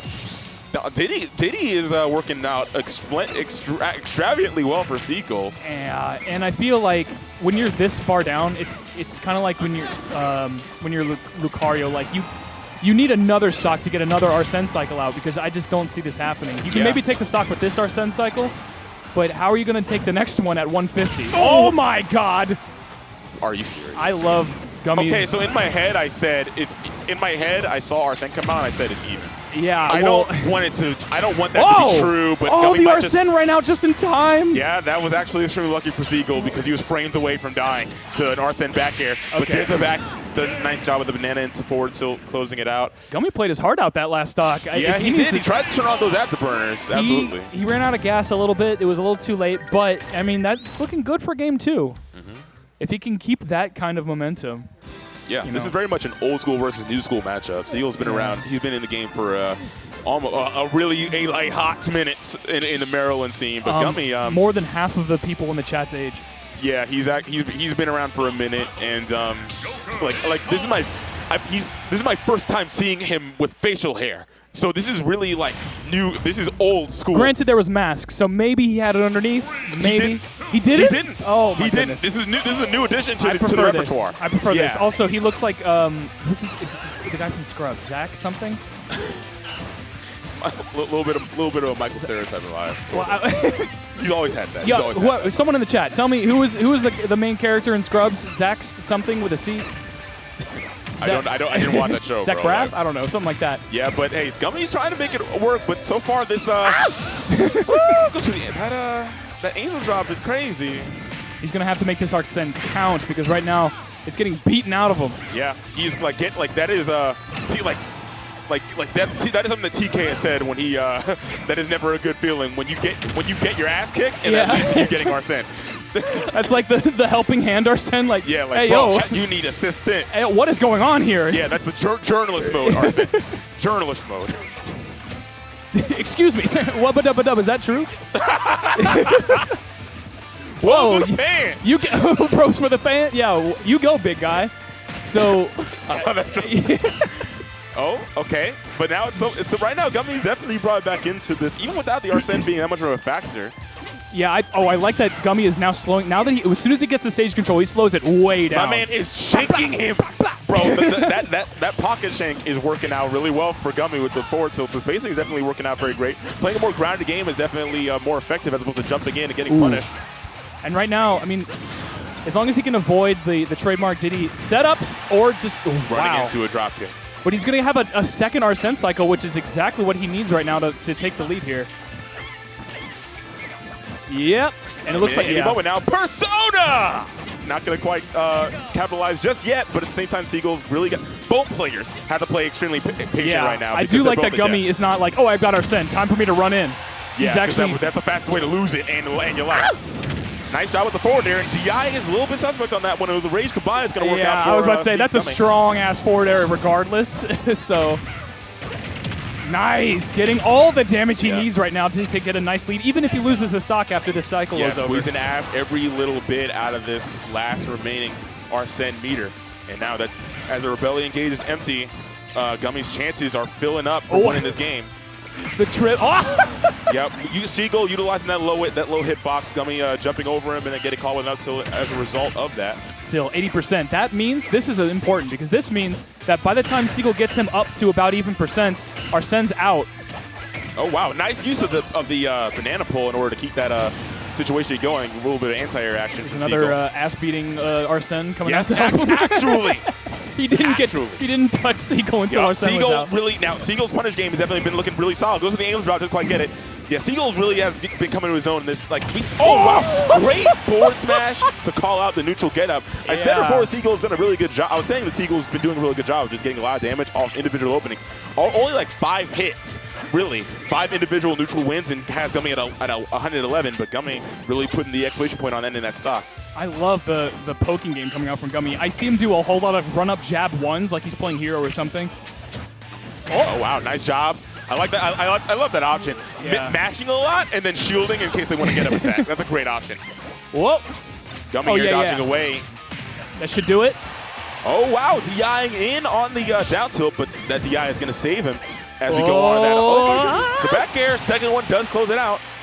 And now last stop between both players could potentially be Gummy's going to lose bracket, or it could be Seagull falling down one more game and going to game 3. We'll see how this goes. What's more tilting with the if Aegon did all of its damage at once or the curse damage? Like, what's more tilting? Definitely all at once. Are you serious? It just did 11 damage. Taking 20? Stop. Every time this guy snaps his fingers, I would be tight. Wow, great follow-up off the Z-drop banana going to force Into another banana follow-up. Yo, you slipping. Falcon catching the homie slipping. Quite literally. Also, he's getting so many F smashes lately. Even in the previous game we saw him play in. Even when he was playing Chrom, he seems to like play super slow to allow him to get the read on his opponents on that last stock. You know, these little pokes and stuff, he's taking that data in. That's what I'm thinking. You're referring to Gummy's game? Gummy, yeah. He's playing super slow, poking with the pop and the jab ones. That forward tilt, the forward tilt is crazy. The A-Has, just to like see what they do when pressured, and then he lets that forward smash loose when it counts. The way he's using that forward tilt, it's like you can tell, like, bro, you can tell how much I wish I was playing Roy and Chrom right now. I am trying. This is my sword. Look how safe this move is. Yeah. Isn't it awesome? Yeah, it's like he's applying himself with the knife. Seagull has yet to punish that forward tilt, and I train with Gummy all the time. He's a great grind partner. And, Gummy's a great guy. Yeah, and I'm like, that's just safe, isn't it? He's like, yeah, it is. And I'm like, okay, noted. I'll just not get hit by that then. He's like, yeah, don't get hit by that. Nice. Coming in with the guns, avoiding the ledge trap. Gummy's movement is pretty immaculate right now. He's definitely not doing like you can tell a player is playing very composed when it's just empty movement. Yeah, just jumping around. Jumping, landing. No air dodges. That incredibly privileged dash into the round grab. The shanks working out the perfect basically. Privilege. Yes. This movement, the perfect privilege forward tilts. Oh? Again, going for these hard call-outs. And on Town and City, those F smashes are going to ring really true. It's so stupid that it's a peanut. Yeah. Got him with the forward smash. Not going to do kill, but do good damage. That's going to work out in Seagull's favor. He needs a character that does need a little bit need to get him around this 120%. This threshold in order to actually close out stocks with his most reliable kill confirms. I do like that Gummy is just avoiding the ledge altogether this time. Oh, wow. Banana dropped Banana and actually worked out in his favor. Even with that DI kind of looked like it was scuffed, but it was actually more so Town City has a really small horizontal blast zones. Yeah. Still surviving. Banana in hand. Gummy's actually, as we saw last game, has been making pretty good use of the banana when he does have it. But goes for the knife hit with the back air. Doesn't quite land it. Arsene about to be a factor, and just in due time, only a few seconds left. Or one hit if he survives it. No, there it is. Yep, and now at this point, it's basically a straight hit game. Seagull with Banana in hand. Whoa! Oh, wow. Max distance forward tilt. He loves that move so much. I've never seen another Joker use it that much. Wow. Gummy with really great awareness, knowing that Seagull around the percent tends to go for that run-up, turn-around, out tilt, and then he manages to shield it and then capitalize with the appropriate punish. Really great stuff from Seagull. Forward throw is actually not going to take it yet, though. It seems like he always doesn't have any rage when it comes time to take these stocks. Yeah, it's really unfortunate because if he did a forward tilt there, it actually would have been it, or an up smash unless Gummy fell out of it. All right, Seagull, I like the trap here. Wow, nice. no! That was perfect. That was, really great patience from both Seagull and Gummy there. Yeah. But Gummy, unfortunately, moved forward. Yeah, he guessed wrong. Yeah. He guessed wrong. And you can see Gummy shaking his head like, yeah, you got it, you got it. Yeah, but Seagull, like the idea of just putting the banana there as just a mine and then just waiting for him to try and find his way out the corner. It's kind of like when Steve's put a wall up. Yeah. It's like, what are you going to do about this? Yeah, very creative. All right, gets that out of shield punish. This is the situation where Gummy needs to use more of that empty movement. He's going to have to rely on that because trying to fall on top of Diddy's shield with a banana in his hand is just not going to work out if you're trying to come down aggressively with a hitbox. Gummy seems to be consistently losing these games of banana chicken here. Whenever the banana's on the ground, Seagull is on it. Yep, ready Seagull. To punish, trying to go for it. Yeah, Seagull trying to be as comfortable as he possibly can be on the ledge, not trying to find himself out of that corner in that situation in a way that would be detrimental to him by catching an Arsene back air. Yeah. And now Arsene's gone. Like, I saw his life flash in just a moment. There is that same situation, same exact percent. Across the stage. Yeah, I mean, good stuff to Gummy for it. You know, maybe it's Gummy's positioning that's letting him, avoid the positions that let him get killed, and he goes for another forward smash. But gets the jump that time. Gummy's really, and Gummy shook his head there, because he normally doesn't go for those panic lady get up options. Yeah. He's really very composed and mixes it up. But that time, and normally we'll see him go for a neutral get up, but that time he panicked, press the jump button. That high ceiling of Town and City is going to work out in Seagull's favor on the up smash. Get out of my airspace. He really snatched up Diddy out of his little flip kick there. Yep, almost gets the kill on that one. I swear to God, that forward tilt is so good. It pushes them away from grab range. Yeah, it's a very strong. All right. Both these characters have good forward tilt. I don't even know who you're talking about at this point. True. Legit. It's instead of knives, Diddy just stabbed through his fists. Forward tilt not going to do it this time. Yeah. Oh man, this is really a good situation. That was a I brave love the get-up idea attack. to go for that get-up attack. Yeah, because Gummy, he had Shark in the water. Oh wow, and now Larsen's gone. Yeah. That's- Oh no. Oh man, a little bit. The DI is not awful enough to survive to die to that. Gummy seems to be. Gummy seems to be a little bit. Yeah, he's losing his reeling. adaptation, He's looking pretty groggy at this point, and it's really difficult in this situation. Trying to close out a stock against What? Diddy is a really difficult feat. Oh, he could have had it right there, but he pulls the trigger on the forward tilt. What is going on? Oh, that was untechable. Oh, That was wait. actually untechable. Arsene is right around It's the not- corner. it actually is even. It actually is He even. needs to make sure to do as much damage. Don't get hit. And then there's Persona! Persona. And he's got the banana too. No capitalization, no shield left either. Bro, at this point, that was an amazing up smash from Seagull Joe. That is really rough, man. That was just really great gameplay from both players, but just really great, like overall, like the way that Seagull just extended his lead to such an enormous degree on that second stock, holding it that long, and just playing really just the paramount defense. He outlasted. That Yeah, was just a hard fought that game. was sheer endurance that worked out in Seagull's favor there. Just really great gameplay. Really just and the movement overall from Gummy throughout that set was just really dope. But unfortunately for Gummy, he's going to be taking a trip down to the losers bracket. But he's only one set away from making top 8, so that's good for him. And Seagull's going to progress into the winners semis, where it's still up in the cards, or still up in the air who we're going to be seeing next. We're going to see Dexter versus Osiris up next. And then after that, we're going to be seeing Jerry versus Wood. So that'll be right after this. A rematch, baby. I'm interested in seeing Right how now that pans we're out. 2-1 right now. Yep. So regardless of whatever character you go, I hope that You're gonna works see out. Hero. You're gonna see Hero. Hero versus Joker. You're Go gonna for see it. Hero. All right. Cool. At least for the first game. Use Zap. I know.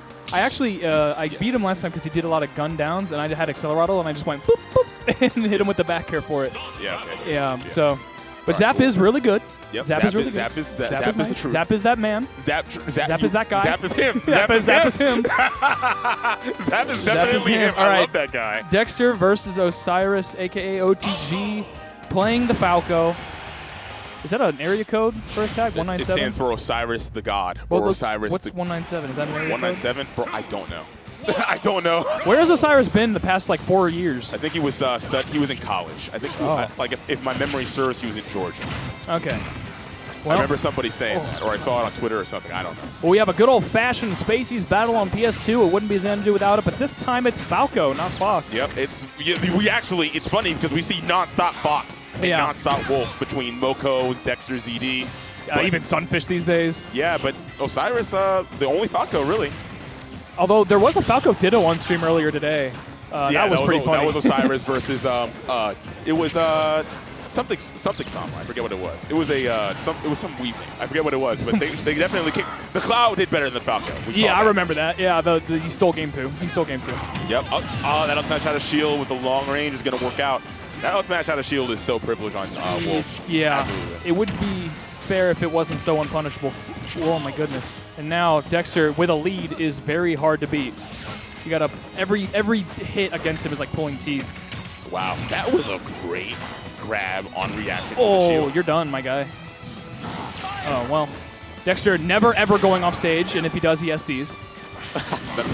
So instead going for the lead straps, his bread and butter. Osiris kind of going for a Hail Mary, that run-up smash, not going to quite work out in his favor. Parry, not sure if that was intentional, but it's going to work out for Dexter's favor regardless. Ooh.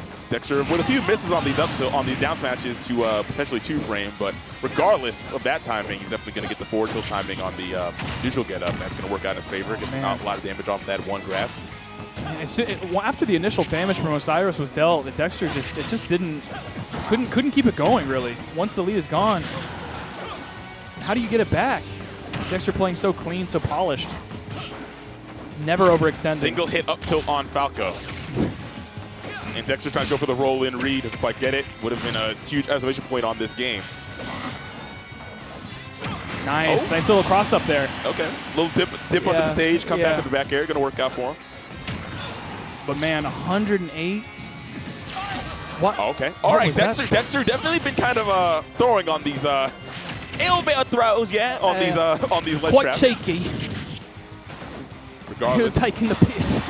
Yeah. Oh, wow, bro, you're gone. Goodbye. Unless You're done. Okay, No, forward you're tilt, extra, extra gone. Extra gone. Bro, I've never seen somebody travel to the bottom left blast zone so fast. But From without that far touching, away. without touching the stage. Yeah, that was beautiful. Yeah. That was like a nice little like parabolic arc. It was actually amazing. That was like he could reach out and touch the stage with his little feathers. Like a Nike swoosh or something like Yeah. that. It was nice. It was like a stunt plane. Yeah, the aesthetics on that one were nice. I would love to watch that again. I'll probably watch the All VOD right. just to replay that again. Osiris. Maybe a different stage? Probably not. Dexter's on the screen, so it's probably going to be PS2. Dexter's on the screen. Oh! it's gonna be town and city. Yeah, kill power on Falco is definitely better on this one. Because Yeah, of he the, doesn't horizontal really blast like to kill off the top as much as the side. And forward air is a menace on the stage, so Yeah, and also the fact that it's FD a lot of the time is pretty good for getting up tilts. I feel, oh goodness gracious. I feel so Osiris needs to go, or OTG, Wow, it sucks. whatever they prefer, is going to need to go off stage more against Wolf. Whoa.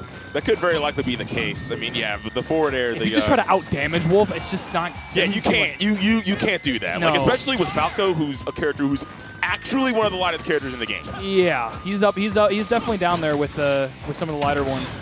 Yeah, like And, his weight is, I believe, it's 80. Yeah, it's A rough 80. it's like a little heavier than Fox, but like it doesn't really matter. And Yeah, at this point, I like the idea of Dexter just going for these up airs because he knows that'll kill. okay, yeah, you're Nice done. nair. Side B, gonna have to side B again. Down air, no. This is on that, but that was really great awareness. If you're at higher percent, you get less frames of invulnerability on your Yeah. V grab, on your ledge grab. Yeah. And there we go. Still not getting. That's the only way Falco keeps up with Wolf in this matchup is if he gets these big old tilde 70% strings, the cutscene combos. Yeah, and, Dexter. But the thing is that not happening. we've all played against enough Elite Smash Falcos to know exactly what the best combo starters are. Hold on, there we go. Keeping the string going. Yeah, Osiris finding one of those combo starters, and Dexter With the 1 SD of the game of the set. The classic. Yeah. Everybody gets one. Everyone gets one. Let's see if Dexter can keep skipping the cutscenes, or is Osiris gonna say no? You have to watch them. Wow. Nice way. That's a third single hit up tilt that Osiris got. He reacted to the fact his up tilt didn't work, and right now he's keeping up with the damage. He's doing what I said you needed to do to keep up with Wolf's just top tierness. When your grabs don't work, when your up tilts don't work. That was actually a nice idea from Osiris with the it would have worked if the timing was a little bit more pristine on that forward smash and catch the landing. Oh, wow. Tried to Phantasm. Great shield from Dexter with a reaction on smash out of shield. Yeah, he was going for that for maybe to get that other back air conversion we saw before, but Dexter with the shield and an immaculate punish. Yeah, it was really great to not really give your opponent free reign to get away with that. Even with the roll away up from that dash Yeah, attack, that was still like a getting- frame trap tech. Yeah. It was very much a vortex that is still looking inescapable as his lead trap situation definitely leads to more damage for Dexter. Oh, a DI up? That was actually optimal. He went away from he would have died if he DI down. True. And yeah, and that was he was cognizant of the fact that the high blast zones of the stage would work out in his favor. Great game sense from Dexter. Man. Yeah, this Falco's so slow, man. Running right into him. Nice. Yep, gets an up smash out of shield that actually didn't get low profile. I remember that was a big thing when Falco's old up They smash. finally fixed his up smash. Yep, and that's a back throw. It's not going to kill just yet, even with the small blast zones. One more will, though. Will he finally hit one? He will not hit the down smash, but regardless, it's still looking in Dexter's favor. Very spooky. He's going to have to fish for his combo starters. Oh, what? Late dash attack to up air. Yeah. That was weird. Yeah, everything works with Wolf. Everything just works. Yeah, that was a custom combo. I guess that'll just work out for him. It just works. Yeah, so All Dexter's going to go up convincing too well. Going to work out in his favor. I have to go for now. All right, good luck, bro. Good luck. Oh, yeah, sure. Go ahead, bro. Wow. That was a JV2, yes. That was actually a JV2. So we'll see how this goes. Jerry versus Wood. Interested in seeing how this pans out. What's up, boss? How you doing? Hey, yo. What's good, bro? What's your name? YEETUS, Chris. Chris. What's good? All right, cool. How we doing well, man? Doing good, bro. Doing good, bro. Coming from St. Louis. Oh, you're from St. Louis? I am. Get out of town. I actually just went to St. Louis in beginning of October. Oh, yeah? Yeah, I got a family living that area. Yeah, they live around St. Charles. Oh, that's where I'm from.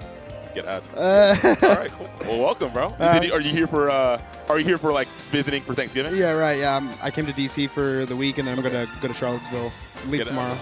That's awesome, man. Yeah, dude. Cool. Welcome to Xanadu, bro. Yeah, thank you, bro. I'm glad to be here. It's a great venue. It's a ridiculous venue. For the record, this is the same venue where majors happen. Right. It's the same venue where Pound and Glitch happen every like 2 or 3 times a year. Yeah, bro.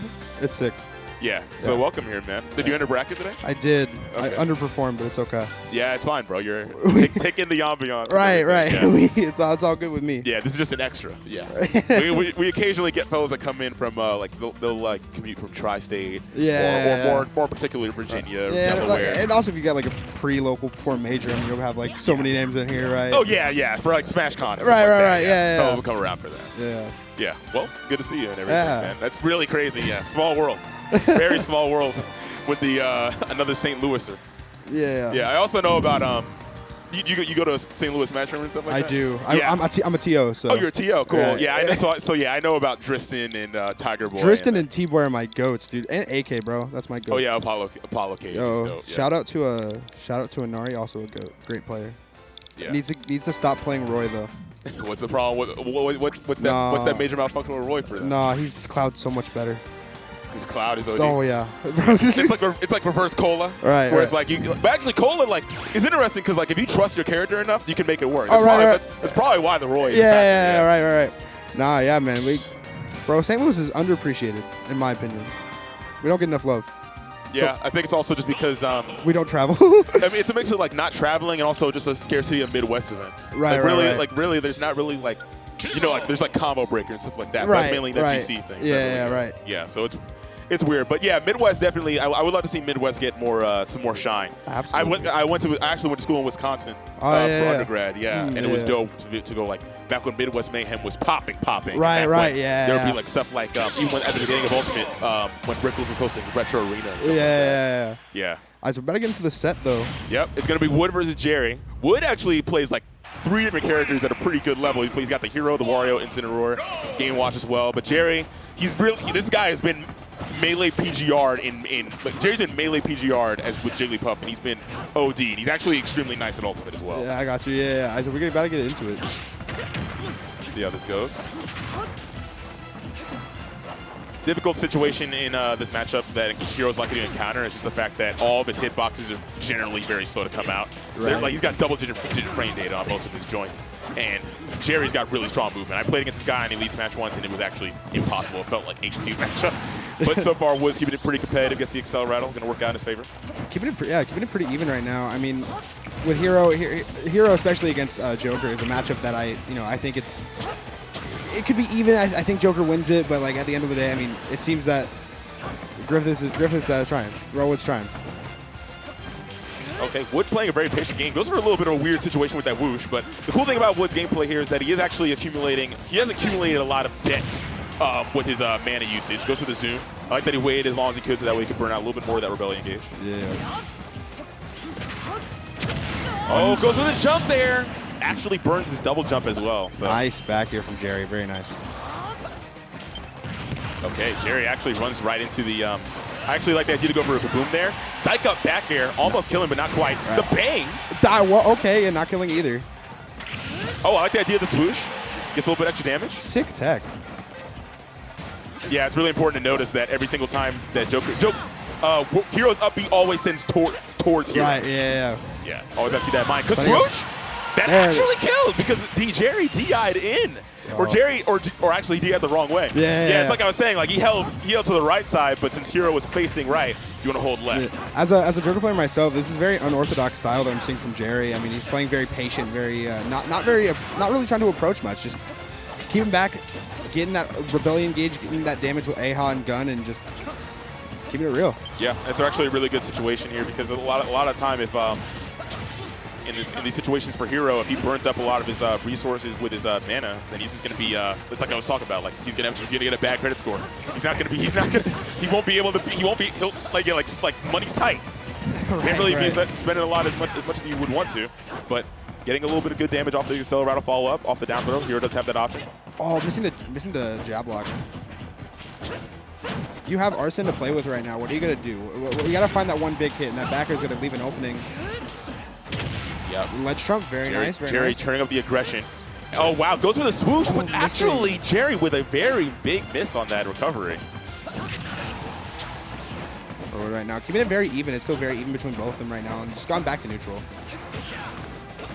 Nice little hit of the up B.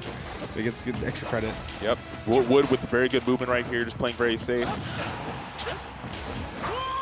Wow, that was a huge jump call out. I think he really expected Jerry to go jump overhead, but not quite getting it.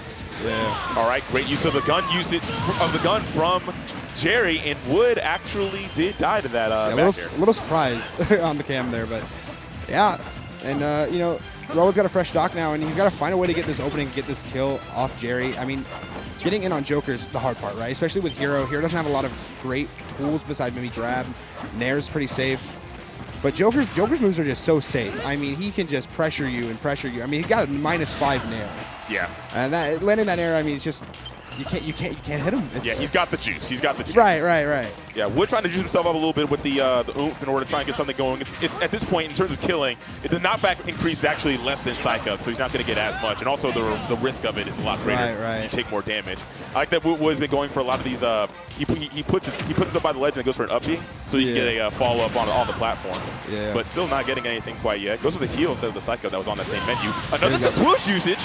This time, at the exact same percent, Jerry DI'd it correctly this time, so he's going to live. Missing that F tilt, probably because it was in the air there, yeah. Yeah, a little bit of weird time to catch him. Strength placement. Up tilt does connect. That'll kill, yeah. Yeah, goes for that bounce now, and now it's basically even at this point. That is very true. Hero's got that crazy factor. Yeah, definitely has the crazy factor. Yeah. Wow, both players parrying back and forth. And right now, Wood playing a very normal space game, not using too much of his mana, going for low-cost options like Zap, as we see here. Yeah, that's actually a really great option in this matchup, having that Rainstorm to force Hero into burning more mana with his up B. I love that the zoom there, gets out of the situation. I love that Jerry's trying to go for that read on the zoom.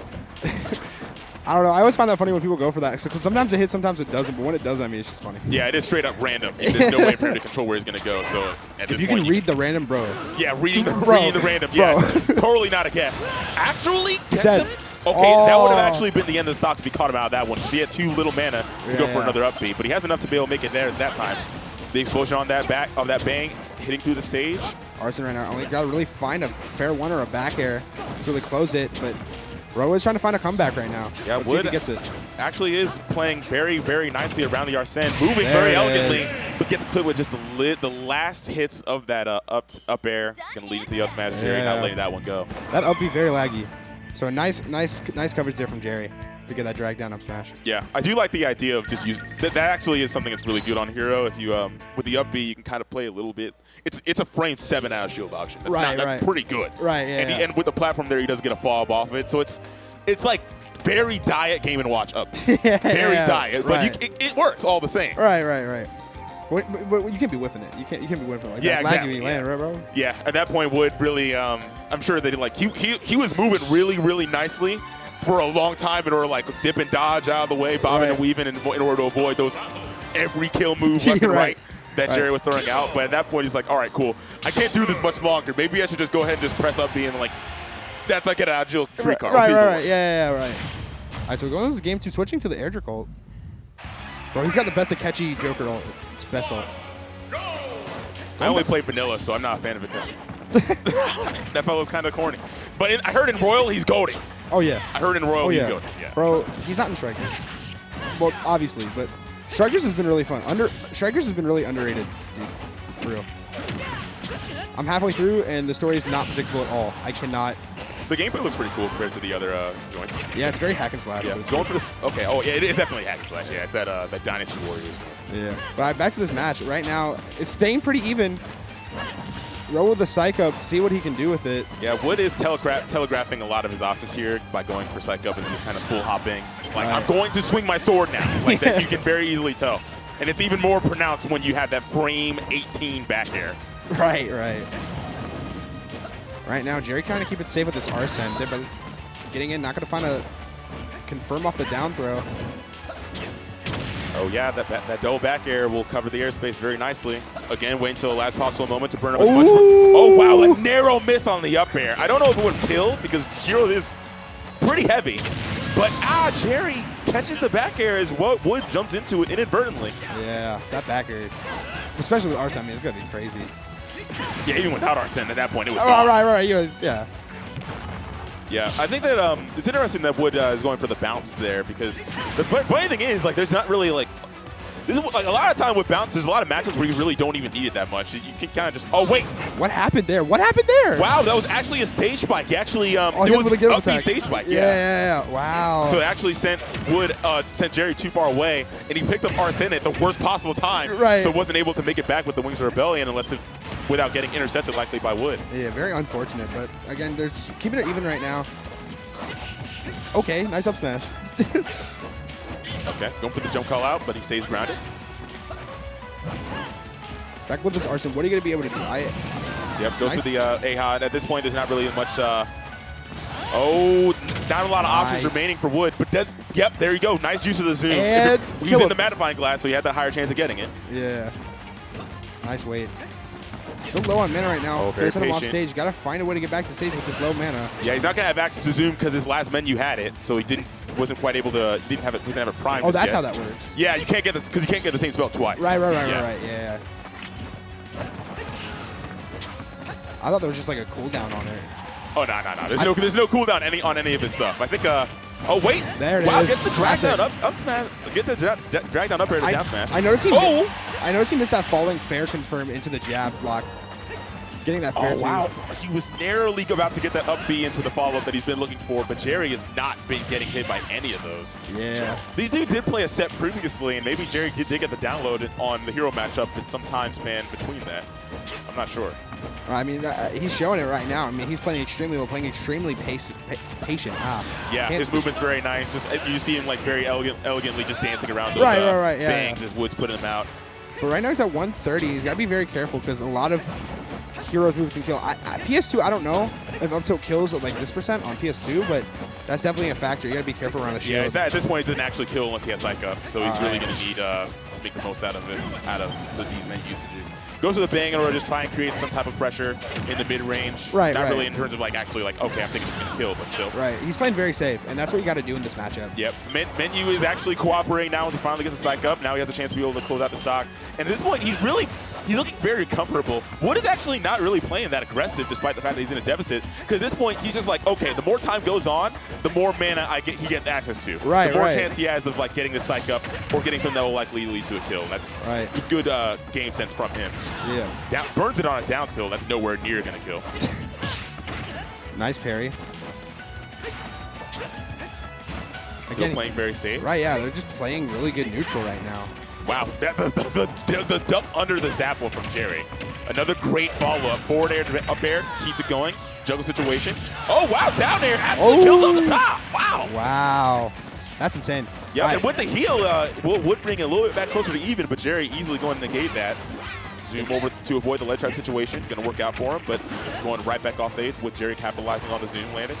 What options to go get here? Ledge trap. Oh, wow. nice. Nice use of that fair one falling. Yeah, it puts you in a tech situation. You got to be ready to tech it. Oh, wow. Is he going to get a zoom? He doesn't. Another one. Gets it on the last possible pull. Great use of the menu from Wood in that difficult situation. But now And here he's comes dead. the up smash. That's it. And that is it. Yeah, Jerry taking that set 2-0. Very good stuff from him. Yeah, that was commanding too. Right. Yeah, and that's exactly what I was talking about, man. Jerry's a guy that's always been really good has really strong movement in this game, and plus he comes from a melee background and a traditional fighter background. Right, The dude right. plays Dragon Ball Fighters and Marvel. Right. So it's really hard. It's hard, bro. It's hard. Right. All right, well, I am hopping off. I got to go play Redemption Bracket. So Okay, I'll cool. see you. Yo, great to have you in Maryland, man. Yeah, Take I'm it easy. glad to be here. Yeah, for sure. Have a great Thanksgiving, and if you get on commentary again or some point, then take it easy. Yeah, take it easy. All right, that was a good set to commentate. I'm a huge hero fan, so I'm glad any hero sets I get to commentate, I'm happy to commentate it. Watching him honestly made me wish I entered tonight. But No way you just said you're a big hero fan. I cannot believe it. I'm a colossal. Yeah. I'm a tremendous hero. Oh, we can hear it. I'm the biggest hero fan you can imagine. I'm also a huge Steve fan. You're a big Steve fan. You're a big Steve fan? I'm a gargantuan Steve fan. I wish there was Steves here tonight. But instead, we are getting the father-son matchup. It's going to be Seagull Joe versus ZD. It's funny because, you know, Seagull used to be the best Wolf in Brawl. Like, Yeah, that was like his thing. And then now we're in this game where Wolf is significantly better. He tried to make the Wolf work so bad, but then it just like, bro, like just don't play a character, bro. Just play Palutena, bro. And he's found great success with the Diddy tonight, which is a character he played in Smash 4. And also the Palutena is definitely working out historically. I'm gonna be honest. I've seen Joe's Diddy work like 2 times ever, but the explosive flame is saving him right there. You've seen the Diddy work 2 times ever? Yeah, like ever. Like he's pulled it out so many times. It's always felt like a desperate pick, like a last chance, and it just never worked. Yeah, I mean, did you see the Gummy set? That's what Gummy said. Gummy kind of just didn't get any kill, couldn't kill. Seagull was playing immaculate, and that was a great ledge trap or ledge trump situation. That's going to work out splendidly for Seagull as he evens it back up, even after Seagull taking that, even after losing the first stock in a pretty short time, only 30 seconds. Yeah, I mean, the fact that he was able to bounce, he was able to even the game out that fast, because ZD can stay on his stock for a long time, especially if he has the lead. If he's playing with a huge lead, then you're not seeing it. Odds are you're not going to see that last stock get taken, or the stock he's on get taken. He's just very good at avoiding kills. Yeah, Seagull actually didn't have his jump there. ZD missing the edge guard on that warp. He's just begging him to grab him, and as soon as he tries to go for anything, actually, he just back it for it. Yeah, that was a really great jump call out from ZD, just working out in his favor. Stays back, avoids the projectiles. No sort of fact that even if the projectiles do come his way, he can just either he just get a trade in his favor with the laser, or he can just go for a reflector. So ZD has the option of the mid range, and he's really forcing a situation where Seagull has to take the initiative in approaching. Yeah, and I'm not sure if you saw that dash attack. Literally went underneath the Palu Bear in a combo. It was the worst part. But Seagull actually hasn't taken that much damage right now. He could well then take the stock next hit. Wow, DI in on the dash attack, which, you know, that's just reflects what you're doing. You're landing on your opponent in that situation. So it's going to be unfortunate for ZD. Just a little bit of this time DI or untimely DI. And look at that. We're pretty much, well, we were pretty much even. It's not like far whatsoever though. Couldn't get back in there, not gonna get anything off it though. And Seagull off stage against any of the Wolf players in the region can be kind of a problem with how strong Wolf's ledge trapping tools are. Yep, and the versatility of that Palutena. Oh my goodness, the Palutena 2-frame ability. Yeah. Yep. The flash actually could have been detrimental for ZD there with a potential up smash out of shield, but he actually landed behind. That Guess smash was a good idea because it would have killed if it hit. It doesn't take a hard punish for it. Would it? Wolf ups. Yeah, that's gonna be it. Really? That hit? That barely caught him. He actually drifted into it. He could have very easily drifted back and then done a Wolf Flash, but he actually. I don't think he could have. I think if he went back and he side beat, he would have gotten caught in the explosive flame. No, still, or he would not have got enough distance to. No, he would have been fine. He would have been fine. He would have. The play was to fade back and then do a Wolf Flash from max range, angle it up, and he's fine. Palutena was in the middle of explosive flame, so she wouldn't have been able to down tilt 2-frame. It was probably just like a last second thing. Probably didn't. All right, good. The Nair chain, Seagull Joe taking the first game over ZD, and despite the fact that he actually was playing at a deficit for most of that game, but Seagull Joe played it very solidly, showed a very strong ability to just keep even up the percents, even in those detrimental situations for him. But ZD really strong in ledge trapping, working out tremendously in his favor. 3 times he capitalized with a 2-frame on Palutena's teleport, stacking up some good damage in his favor. But Seagull, I was going to say he's playing pretty safely in order to hold on to the stock, trying to play a little bit more of a reserve style, but ZD catching the back air And going to take that stock with efficiency. That's oh, wow! a stock. That was immaculate edge guarding off that, and great follow-up off that auto reticle. Seagull with the up smash. The up smash was really smart because with side B, your hurtbox always travels about like a frame earlier than your the hitbox does. Yeah. It's like Pikachu.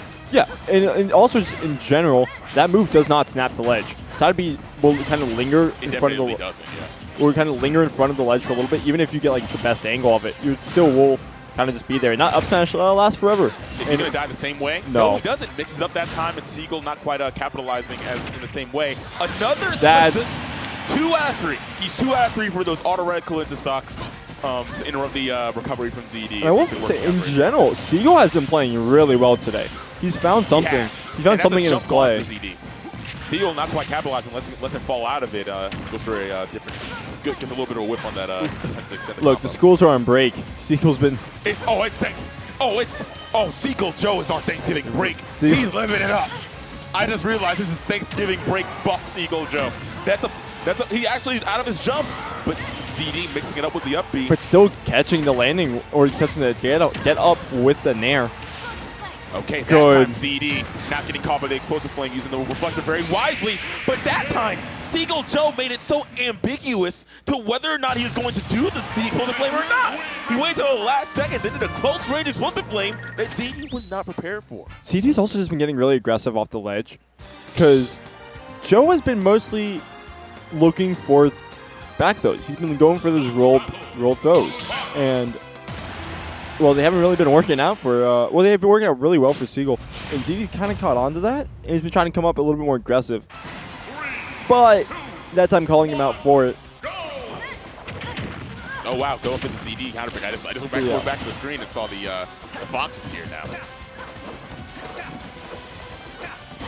Yeah, we're just gonna see the PS2 pick.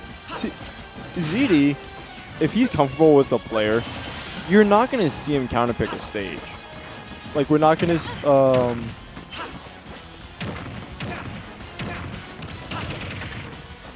Really good job pouring on the damage. Another even with the one streak against, he just finds another way to tie it back to something else. Oh wow, great jump call out from Seagull, and he actually took that stock very unexpectedly and rather early for Palutena. I know Fox is light, but losing it to take your stock in sub 80 is kind of crazy. Yeah, but that up smash is gonna do it 100%. And yeah, these early percent combos are gonna be very important because we've seen how. I usually talk about how ZD with the lead is one of the hardest opponents to fight, but Seagull has been getting any lead that ZD has had. Seagull's been catching up very fast. So ZD needs to take whatever lead he has and multiply it by 2 just to feel comfortable against Seagull right now.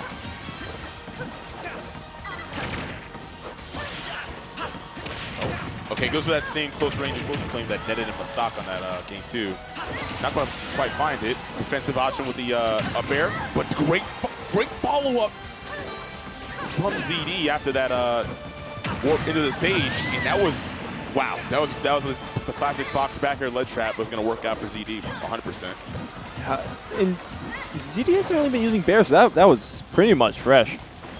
Which is the main thing. You always get the fake kill screens because on paper bear should be killing there, but it's so stale that it just doesn't. But not that time. Yep. Late hit dash attack. Yep. That's not gonna take it, but oh, rip a little too late. Yeah. Oh, we saw the bear attempt start to come out, but gonna get the dash attack right before it. Great follow-up off the illusion. ZD made that one look pretty easy. And there we go. This is what I was talking about the lead. He had the lead and he continued with it. He kept on rolling. He didn't let Seagull catch up whatsoever. And he finished the game with 2 stocks. Yeah, we'll see if CD is able to. I said CD, my fault. We'll see if Seagull's able to clutch up on this one because the ZD Fox is definitely looking alive right now. Yeah, we're gonna probably see Town. I don't imagine Seagull will pick anything else. Yeah, and you were right. Seagull, I literally only see Seagull counter pick the stage. It's either PS2 or. He's a fan. I'm not sure why, but he's a fan. I think I'm gonna say it. Town is probably one of the most neutral stages in the game. Loki, It's like, a lot of stages. I think in one, it's more neutral than PS2. I will stand by that. Low key, yeah, I can see that. Also, Christina in the chat, Seagull's wife says this is what happens when Seagull doesn't have work and plays Elite all day. Man is warmed up. Elite Smash knows his name now. Back though, but yes, that's a big thing. That stage means you're not going to be dying off the top as early, which is where Fox two out of 3 times gets most of his kills. Oh wow, the last remaining flame of the explosive. And the side blast zones are a bit shorter, so if you're Seagull, you're definitely thankful for that, because your bear and your back will kill a lot earlier. But it won't matter if you can't actually get a hit in right now. ZD actually went for a drag down forward there and on a couple of those instances, but didn't quite find it, but still capitalizing on a lot of damage regardless. Oh, wow. Oh, great job from ZD. Noticing that with the grab whip, it's very likely that Seagull's going to go for a roll away, panic roll, and catches it with the up smash, just snipping it out. There's the bear attempt coming out once again. And these are just the combos that we know ZD for these. It's been 6 seconds. It's been like in the time of a Vine ending, that is 93%. But Seagull Joe ending the stock just as quickly off that off situation that ZD put himself into. Yeah, but wow. even with Fox being a typically difficult character to combo because of his at 0%, that's still going to get a big amount of damage off those Nair trains, link 3 together. Yeah, and the rage definitely helped him there. And Seagull's just not willing to take the risk. Wait, hold on. Are we going to see it again in the 4? Oh man, almost gets another follow off the auto reticle edge guard. Oh Good wow, tech. he techs those. He's not going to, like a player of ZD's caliber, he's not going to let that one slip away. I wonder why he's not counter. I'm trying to imagine if the count. That's a good angle. Yep, that's a perfect angle. Is that what you need in order to avoid that 2-frame situation? I do like the, what's what I'm looking for? Unusual punishment with the dare. Because he knows like none of his normal options, fair out of shield, grab are going to work. That down air is actually a good option. The down air caught the mix or the attempt to walk in. Yeah, and also puts him in a pretty favorable position in terms of sending them away. Yeah, but he has to actually, take the stock, and he's. That's at this point. That's a big. He's giving him up. The second 2 stock. He's giving it up so much. Yeah, the thing is, man,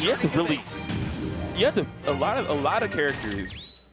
A strong X factor of Fox is that you really have to commit more than he does. Yeah. Because he's got such great movement stats that if you and on top of that, he's got like hitboxes that just linger, and he gets so much damage off of one stray hit. Like with really, we saw ZD just off of he's looking to 0 to 90 in no time flat. All the stuff that I can't even remember what happened. It was literally in 6 seconds. I said it. So I don't. With Seagulls, like if you jump like, oh, okay, cool, I'm gonna do this thing to call you out. You whipped.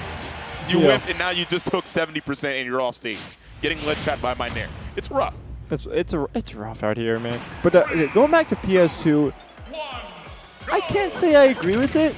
I mean, both PS2 and Town had similar results, Yeah, but I feel like Town was just mostly because Seagull got a little bit too antsy and died a lot because of the whiffed grabs. Oh, wow, I love the idea, but it actually crosses up behind Seagull, so the grab whiffs. Everything that's been going well with the Fox is definitely just proof that this counter pick from the Wolf is just a great idea. Seagull was actually on the brink of taking this 3-0. Wait. Good tech, and not going to miss that tech at all, no. Oh, wow. I like the ZD's going for the ledge trump, but does he have a jump? No, he doesn't. Yeah, ZD just really didn't even go for the ledge. He went for a ledge trump and then just went for the option after the trump. Didn't even try to get a back air or anything right away. That's also a very unfortunate position to land on the platform. No tech. And ZD realistically could have gotten a lot more off it. That he committed too early. Because realistically, that up air covers like the whole platform, right? Like, Palu up air is huge. And if you waited for the roll from ZD, you would have gotten a punish, and you're getting hard punished for that, yeah. Yeah, It's really not. That's just the name of the game, man. It's just hard punishes. And ZD really is just not committing on a lot of these options. You see him just kind of jumping, but then double jumping away, and it really like it's a mix because either you punish the nair, but when it comes, the landing nair when it comes, just like that, or you don't, or he jumps away and then you whip, and then you get to punish afterwards. It's really rough, man. And then right now we're seeing Seagull finally take that stock, but. Good grief, man. We're only a minute and a half into this game, and already Seagull's down to the last, his last stock of the set. Potentially it is his last stock of the set, no matter what. His last stock of the set, potentially his last stock before he gets into losers if ZD has his way. Yep. But he's still got some damage on ZD, and he could still take this stock. We've seen how easy it is to mess with Fox's recovery, and that's it. And that could be the momentum that Seagull needs to take this take the set. Nostradamus District is on the mic next to me. But ZD, you talked about how hard it is to combo Fox and Zero. We're seeing it there. Can only get a single nair off, but the landing hitbox is fair. Now Seagull has to take another stock is the thing. I don't see. I was just gonna say you can't get hit by a nair, but that's so much easier said than done. That's Fox's whole game plan. Yeah, and we're so efficient, and that's exactly what's gonna lead to ZD with the reverse 3-0 with the Fox, even when the Wolf wasn't working out for him. Wow, great gameplay from ZD with the Foxes. Strong. This is really great movement, and really just sheer unpredictability. All of his. Every action that he did in terms of in the neutral when it came to just not really committing as much, picking the right time to use those burst options and capitalize, it was just very haphazard. Difficult for Seagull to get a good beat on. And if you can't get a read on your opponent like that, which is really difficult to do against top Fox, then that's exactly what happens. It's rough. That's why I play Terry. If I play Terry, it's like, all right, bro, I swear I'm like positive on ZD. With Terry and Dexter. You may be. Like they have both stated in the past how much they dislike the FGC characters. Because those fellas don't. Because the thing is, they like, punish them for playing their game. Yeah, bro. Like if I'm playing Terry, I just chop, and it's just like it's just having that's so privileged, and that's something that Seagull didn't have in that situation. He had to commit. He had to commit because if he wins, it was just a punish. It's a lot of damage, and that's awful. And on top of that, you're playing Palutena. You don't kill that early. You really don't. You don't. It's mostly a game of poking. Yeah, until you get your one kill tool. The way you beat Fox, and honestly, Wolf, you make that joint turn to a boss battle. That's the real thing. I think that's the reason why people hate. That's a real one. Why people hate Fighter Pass 2. Why people hate Steve. Why people hate Hitman. Why people hate Kazuya. It's a different game. Because it's a boss battle. Yeah. It's a boss battle. It's a Mario Party minigame, if we're being honest. Yeah. I'm trying to play that game. I'm like Fall Guys type. Oh, what's that joint called? The Hexagon Heat, whatever that is. I know what you're talking about. Yeah, that's actually the name of the Mario Party game that game is like. Yeah, I was thinking about that recently because you know that Fall Guys is just Mario Party Battle Royale. Yeah, no, that's I'm pretty sure that's what it mostly funny. is. That's pretty funny to think about it like that. But hey, we're gonna see a Fighter Pass. We're gonna see Jerry. Fighter Pass Uno. Yeah, so I was talking about it. MDVA, realistically, doesn't really have any notable Fighter Pass like in general players besides Pink. Yeah, it's weird. We do have like Jules, who lived in VA before they. Yeah, there'll be some like there's some good Virginia Steves. Yeah, like there's Leo Lee, but Jules has also moved to New York. So Jules has also moved to New York, so you don't see her around here much for obvious reasons.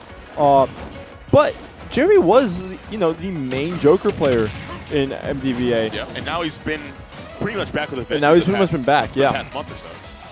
Seems like he's finally taking this game seriously again. That's gonna be it. Counter with no air dodge or no jump. He's gonna be caught with nothing but a nothing to make it back. Oh, he wanted that. And I will say, Joker is broken, and I think Wolf is pretty much one of the most broken and non-Fighter Pass characters. True. Okay. And getting around Dexter's ledge trap is one of the hardest things in this game, especially because he has Historically. He's also just has one of the best tools in the form of Wolf. Joker can get around a lot of these ledge traps as long as he doesn't have Arsene. Yes, because of two-frame ability and everything. Yeah, and Dexter really just put out those back airs a lot there, and a lot of the time it was narrowly missing, but that was the one time where Joker's little scrawny nair that shrinks his hurt box or whatever actually got caught by. Yeah. Very opportune from Jerry as he extends his lead. So Jerry's just doing a lot of camping in his face. Yeah. You know, he's throwing out a lot of bears, but he's retreating with each and every one of them. That's when Joker's at his best, when he's camping in your face. Yeah, and just like that, caught the jump, but not going to pressure it too hard. Yeah, I think that's what we're seeing here with a lot of these, like a lot of how between three of these guys that are in top five, that are guaranteed top five, between Jerry, Dexter, and ZD, camping in your face is a very effective play style if you have really good movement to augment it. Because otherwise, it's just neutral, but it's not like dominant neutral. That should have been a big punish off a dash grab. And losing Arsene, so you're not going to get the really weird, meaningful back air. You went low, Super but low. still made it back. Still made it, yeah. I think he actually did a, I don't know if I heard the gunshot or not, but he actually you did a little double jump gun. Yeah. Double jump gun to float up a little bit more and get a little bit extra height. It might have been the thing that made the difference in him being able to recover. Nice use of that forward tilt. With perfect timing, because I said it on commentary earlier and I'll say it again. If you have the higher, you've got to be mindful of that. The higher your percent is, the less invulnerability you get. Yeah, getting the early percent combos, going to get about 41%. I think the next hit from either one of these players is going to give Arsene out. Just seeing right now. And Jerry still actually has to find that strong hit. Because Dexter is playing around that retreat game really. That's mostly what he's doing now. He just did it. Okay. That's what an interesting. That was the fakest combo I've seen. That was like a combo that they would show in a trailer. That was like a combo they would show like, yo, look at the Wolf do down throw the back. This is like one of those things that like the new tournament trailer of like what was hit in the previous iteration. Yeah, you know what I mean? Like that. Yeah, I know what you mean. Yeah, like a Smash 4 trailer. Like it will be a Smash 4 trailer. Oh, look at Diddy Kong. He did down throw into up air. Oh my god. But yeah, fake combo. But it was mostly because Jerry wasn't ready for it. He just didn't expect Dex to do that. And Dex was like, bet, I'll take that right now. And that's a 1-0 lead. Why is Cheddar in the chat saying that he stole that? He stole the down throw to back air. He caught my whole blow! Bar for bar! Word for word! You're going to go to small battlefield. So, you know, similar layout. Same ceiling, just smaller stage in general. So that also does mean traveling from platform to platform is going to be a bit easier because there's less space in between. And camping underneath the platforms is also going to be a little bit easier. Because, you know, if they... Oh, jab reset? Oh, my man definitely jabbed. He did jab 1-2 to 1. What in the world? Yeah, and he also read the roll from Dex, though. Oh, goes for the sing sequence again. Dex was mashing Dex mashed his heart out there.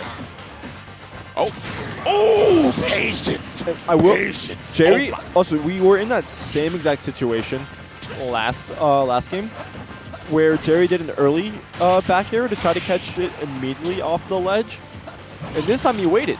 He waited for Dex to air dodge back on the stage, and that's when he hit the bear. And it worked out for him. Yeah. Managed to take the stock off. There. Adaptation. All right. But Jerry Arsene playing pretty conservative with the Arsene. Yeah, Jerry Jones is also a very slow player. Yes. You know, it also does match the fact that he was PGR'd. I don't think of it as slow. It can very easy. Like the thing is, with somebody more defensive, it's more so just very calculated. Yeah. Yeah, like calculated risks. It's like it's in between guessing and making an educated estimate. You know what I'm saying? Yeah. It's like that. Just very much dissecting the game plan of your opponent. I love the idea to just go all the way out there and interrupt the flash, but didn't quite work out for him. And he narrowly lives with the high ceiling. Yeah. Oh yeah, forward tilt's gonna do it though at that percent. He was at 150. It's a wraps. Yeah, and you're so close to the ledge as well. Trying to go for the up B to drag back down, but not gonna get it. But so 83% is a really nice lead. But we did see Jerry last game with a comfortable lead, and we saw how quickly Dexter took that right back. All right, Dexter not giving in to these rising back airs from Jerry, because he's not giving the jump that he wants. He's trying to call out a jump, but it's not quite what's happening. Again, another jump call out. He really wanted a jump. Like, all right. Like, I mean, that's really what it is, bro. Like, it's, oh yeah, caught him a little bit too far away there out of a jump. But I said this before, man. Like, there's this guy who plays Dr. Mario, shout out to Fonz, in Wisconsin. And he said that, like, I would not be PR if people didn't jump into my back airs with Dr. Mario. And that's honestly what Jerry wants so bad. He only wants one thing, and it's disgusting. Yeah, we should get a bear counter, because that's honestly just as neutral right now mostly. It's either bears or call-out grabs. And either way, it is working. All right, also situation. Jerry, will he get hit with a ledge trap again? Actually goes for an extreme mix-up I've never seen before. Grappling hook to jump on stage before even grabbing the ledge near. What a guy. And Dex has been going for those side Bs each and every time. Because he knows if he tries to go for an up B, that's just going to get countered. Yep, and that's going to be a very dominant way to take the stock. And now Jerry, it's not out of the woods yet. This Jerry could very easily die in 4 hits. And without Arsene, you're not going to kill. So really, it's even. Don't get hit by that fair. Fair will kill you there. Yeah, like Dexter, without Arsene, he needs roughly 2 hits to kill, unless he can get a very strong conversion off of 1 hit. So it's right now these guys are an equal amount of touches away from ending the stock. And now at this point we have an even game because Arsene is a factor. Actually, slight Dexter deficit. Back air again. Men only want one thing. Men only want one thing, and it's actually disgusting. Again, men only want one thing. Men only want one thing. He almost had that thing. He actually the back air there. It, but Arsene is gone now. Yeah, Arsene is out. So he has to watch out how he lands. He no longer has that huge hitbox in the form of bear. That Jinx. Oh, catching right as well. Oh, the same way! The same way! Caught the first stock! The weight! The same way! The air dodge weight was OD. Wow, Jerry's really got that in the memory banks. I mean, you don't get PGR to melee without thinking just a little bit. So true. So true. Man has to apply himself to some good extent to get on that PGR, for real. Top 100 in the world. And now he's trying to make his way in the top 3 of the bracket. I didn't see what stage we went to. I'm not sure if you saw. Oh, it's up on the screen to the right. I definitely wasn't peeking. I wasn't paying attention. Yeah, I definitely wasn't peeking that. What was that to see? Yo, Dissolution. Thanks for the Twitch Prime. Appreciate it. Shout out to you. Shout out to the fellows supporting VGBootCamp. If you're watching this on YouTube, feel free to subscribe. If you're watching this on Twitch, appreciate all the support. Goes a long way. Wait, we're just running back to the same stage. I'm not sure if Jerry is calling out MDSR, but I do know Dex doesn't dislike this stage. I know ZD isn't a big fan of it, though. So, you know, different styles of Wolf, of course. And I don't think it's a bad pick either. We saw it literally went down to one ledge jump. And that up smash scoops. Holy. Yeah, wait, it scoops. Like, I'm not surprised. I've been hit by that too many times in my life. But each time, I'm still surprised at how far it scoops. Yep, we're getting a really great grab out of shield against that Arsene back here.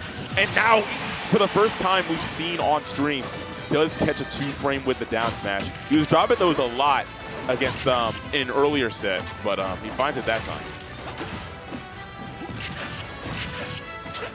All right, continuing to extend the lead as much as he can. Great spacing, catching the landings of Jerry. Led that patented Dexter ledge trapping, but he messes up a little bit on that back air, but catches the down smash to make up for it. Only 1 minute in, and already Jerry sets to his last stock with great speed. Dexter adapts fast as well. He does. We see this a lot. There was the thing of like, oh, if you take a game off ZD, like you're not really, there's not a good chance you're just not taking a set. And we see this a lot, like in terms of what you said about adaptations. With there's a reason why Dexter barely gets upset. Yeah. And that's the sheer factor of just the fact that he's like, it's just a matter of knowing what your opponent wants and then knowing what is hitting and what isn't. And then just pattern recognition at a high level that's really working out in his favor.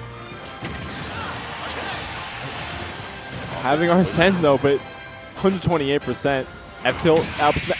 That was smooth. That was very smooth. That was extremely smooth. He bobbed and weaved right under the landing board there with that amazing, the move we all love the most. You and I love it the most. Up smash, baby. Woo! It works it goes a long way, bro. It goes a long way. And I don't think we're going to see a small battlefield pick again. It worked the first time, but that was not a promising game 3 to say the least. Yeah, definitely was. I'm feeling a Dexter 3-1 based on how that was going. Yeah, I'm feeling it. As a matter of fact, I'm not only feeling it, I'm hearing it. It's screaming out to me. You're manifesting it? No, I'm not manifesting it. I'm just sensing it with multiple senses. Okay, so Kalos makes sense. You get a bigger stage, so you can do more of your moving around. Because also, you have the platforms help out, and also you have more longevity because of the bigger blast zones. Yeah. You also get a wall jump. Pretty also good. True. Which can help a lot. Like, for all we know, we could see, like, wall jump, wait out the Arsene running out, and then get a grappling hook to the ledge. Yeah, we could see it. That could also help Dex with making it back. You know, wait out the Arsene with the wall jump, and therefore your recovery isn't getting counted anymore. But actually doing that and getting the most of it is a different thing. You saw Dex float back in. Why would you roll in after that? But getting away relatively safely. Arsene out right now. Yeah, we've been talking about how both these guys play a very calculated style and just very analytical gameplay from both these players in terms of how they just scope out each other's habits. But the damage racks up very quickly and the stocks disappear just as fast. No matter the ceiling, that killed. That just took the stock, and now you get some extra Arsene time. May or may not actually last that long. It didn't last that long, but you got 8% off it, and you're still going. You know, you're high ceiling. You still have a decent amount of percent before everything will kill. Down throw, get him off stage. Back air definitely takes it. Yeah, going as high as possible and using that.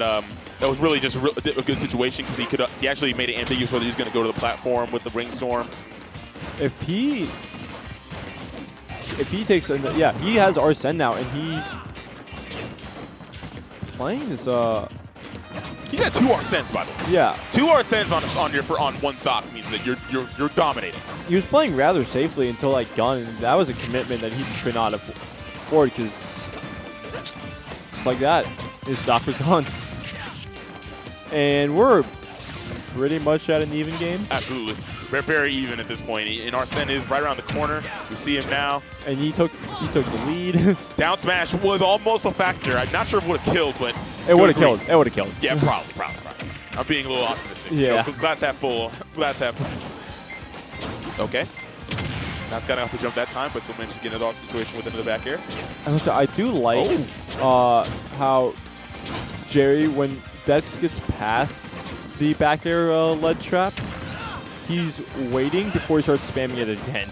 Yeah. And he just gets in front of Dex and he does it one more time. Yeah. I mean, Jerry's definitely I wonder, like you saw in that last moment of Arsene, like I wonder what move he wants to kill with. Like you could very easily tell, like it was Baby's first decision. Oh my God. That should have been it. That should have been the stock, but I think it slid away. Yeah, I mean, oh wow, catches him. tilt. A little bit of a shank again. Oh and wow, that was an uncharacteristic air dodge. Yeah, uncharacteristic is definitely a word to describe it. But hey, finally manages to take a stock. That was a down smash, I think. Yeah, drag down smash. Yeah. So hey, you even at that stock at least very quickly. You don't have to worry about getting more percent without taking Dexter's stocks. However, he's still putting up mad percent before you can. Oh. And Dexter's, I'm sorry, not Dexter. Jerry's looking not very rattled, despite the fact that this could potentially be the last game of the set. I mean, composure. That's a veteran status, expertise. You can't be too worried if you're. Oh, the action. It's actually the action ability on that is really hard to time. because of the way Joker's jab works compared to other jab 1-2s. Yeah. How are you going to get back on that stage? Man. Sour spot there. No Arsene, so we won't worry too much about the 2-frame. Narrowly whiffs the forward smash. Dexter, blood in the water. I would say, I gotta stop saying that. We're just seeing a lot of the filler words. I get it. The tech roll. I wonder what move he wants to kill with. Oh my god! He wants to drag down, but we're not at a percent with drag down does anything. That's not like that. Not going to be at high ceiling. Kalos works out in Jerry's favor. And up smash is also just not that strong of a move. Like utility is amazing. It's strong, but low key, it's not that. I think it's more so the fact that Joker's not that light. Joker's very much a middleweight. Oh my god! Cutting on the edge, and you still actually get Arsene. If Dex chooses to shoot a laser, that's going to be a He's not shooting a laser because he knows exactly that would be a detriment to him. Nair actually does connect. He's about 6 seconds away from Arsene. 1, 2, Wait, actually, that hit may 3, have helped him. 4, 5. Okay, 5. But that back air. Oh my god. Dash attack will take it. Why would you? Okay, he tried to call out the jump with an Aegon. I can't believe an Aegon. Oh my goodness, back air not doing it from across the stage. Many things will kill at this point. But Dexter trying to whittle away the Arsene as much as he can with those lasers. Jerry not quite falling. He's being very, very pressuring with these jumps. Not quite falling in on Dexter just right away. But just like that Arsene's gone. Yeah, but that was really smart from Jerry. Not forcing an initiative. That's it. Gave it up. I was just about to say, the entire time Arsene was there, he was playing very wisely in terms of not rushing in and trying too hard to capitalize on the Arsene. But that was the moment where, as I was about to say that, he runs in, unfavorable dash attack, and that leads to him losing the stock. That's a lot of things, like I guess mid-level players will do, is when they get like Diamond, they get Rage Drive. When they get Go, they'll just start going brain dead, and they'll just...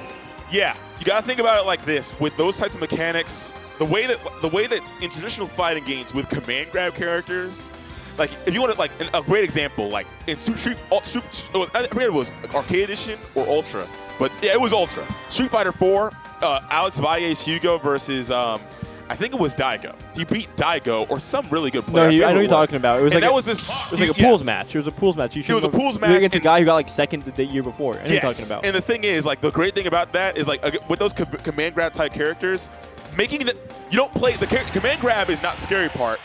Yeah. It's like it's the command grab. Like you don't want to grab them. We want them to be scared of the command grab, and that's a threat because that does a lot. All right. So now we're gonna have our tried and true Dexter versus ZD. You guys have played literally 200 sets. Yeah, no. Ultimate. It's actually it has been a while since we've seen these two play because Dex hasn't been coming around as much, and we've been seeing a bit of Kapuba, a bit of Peanut come out recently. Yeah. So we haven't. Wow, that cross up was such a raunchy, disgusting, nasty, smelly way to take the stock. Yeah, like that is a classic ZD thing. We see those drag down fails come out all the time. The Nair is just to push them out a little bit, but that one, the DI of Dex, the drift. No, it was a cross-up forward smash that whiffed into like an up tilt and then the whole interaction, yeah, but that whole thing just stank. Yeah. It was nasty. All right, it's going to work out for ZD, though. Goes up very, very quickly with a stock lead in this game one between these two. Oh, wow. Gets that follow-up. Nice job. Knowing exactly what the percent is in terms of when those matches are going to be a viable option out of that up tilt. And Dex knew that he couldn't really reach for anything there. And there was a good chance ZD knew that as well. So he anticipated the roll in, but didn't get it. And just like that, though, he is down 3 stocks to 1. And ZD is, we talked about how good Seagull was looking earlier. ZD was on Fox, however. It's been looking. ZD on Fox is remarkably correct. Remarkably correct. Nice up tilt. That was really great. That was a really great decision because I think even the only thing that could have maybe gotten around it is a fastball air dodge from ZD. So good stuff to him calling out the with a great anti-air with the up tilt. And getting stuck on the platform against Fox. Always a difficult thing. It's always rough. Especially with how much you how good that up air is at covering in general. space. And Fox's airspeed's not that bad whatsoever. So you're able to slightly shift if you need to get that up air coverage. However, Hamana, what a set from CD. yeah. But Dexter is still clawing it, Oh, really clawing it back right now. That up air is going to take it. He's one hit away though. He's one hit away. He has to literally play perfect. But we've seen Wolf.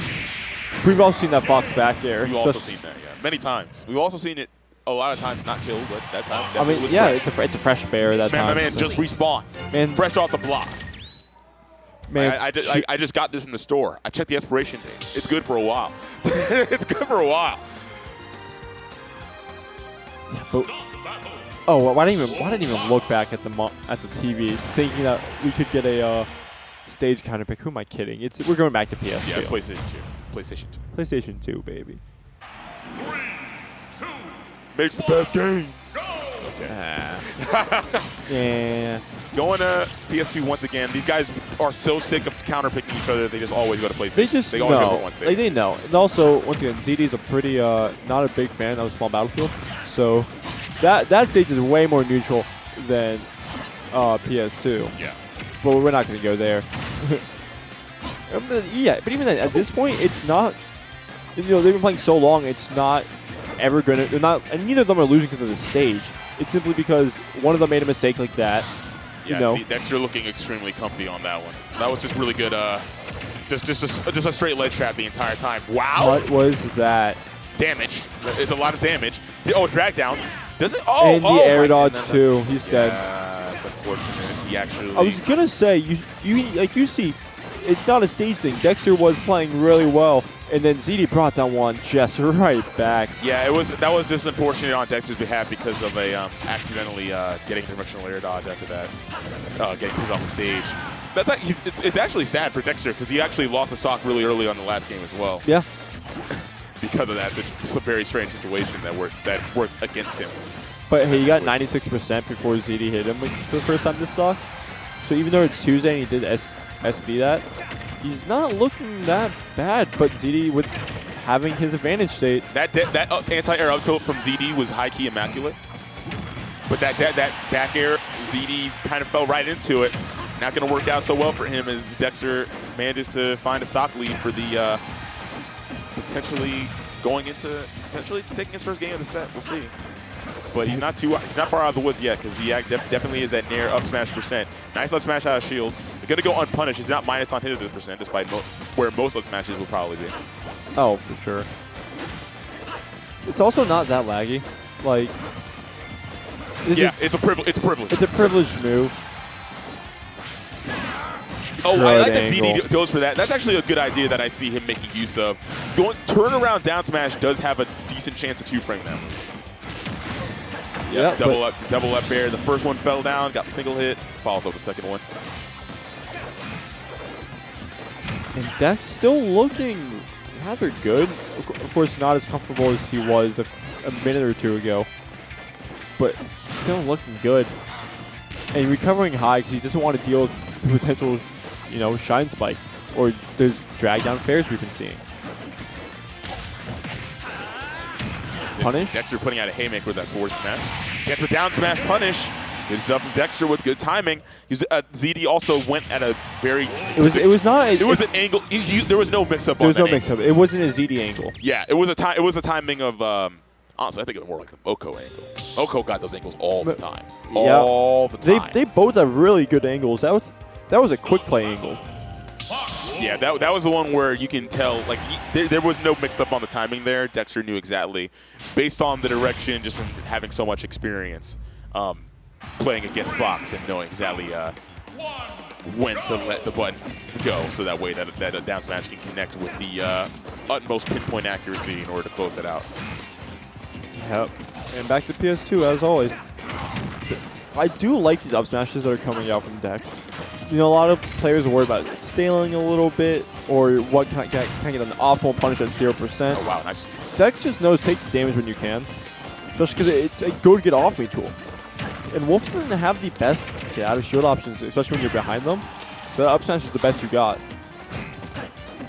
Oh, wow. Dexter with the fastball on that one. So that way ZD's not going to be able to get away too easily with that up tilt out of shield. Oh, wow. ZD jumps over the person to the up smash and gets a punish on it with the nair. Oh, and the side B. Yeah, started the side B a little bit early, and that led him to drift back a little bit before starting the dash forward. Yeah, there's no momentum to cancel. There are like a lot of characters have like things that can cancel momentum, such as Villager side B. That's like a frame 1 momentum cancel when it runs active. But that side B, you have to be moving in a different direction. Otherwise, it's just going to continue drifting. That tri-state twister was not even that was just a tri-state terminator. The turnaround, the up smash out of shield to get one down. Oh my! Nice little combo coming out from the ZD. But still, Dex in this lead. That game 1, as dominant as it was, does not look like it matters anymore. Seems like once again the adaptation of both these players, it really is a game-by-game type thing. That up tilt was also beautiful. ZD's getting really great mileage off of these up tilts, and that was an amazing timing on that down smash. He also up-B like super close to the ledge, so there wasn't that much of a threat of getting clipped by the up-B. It was really just a well-timed down smash from ZD with a little bit of placement luck.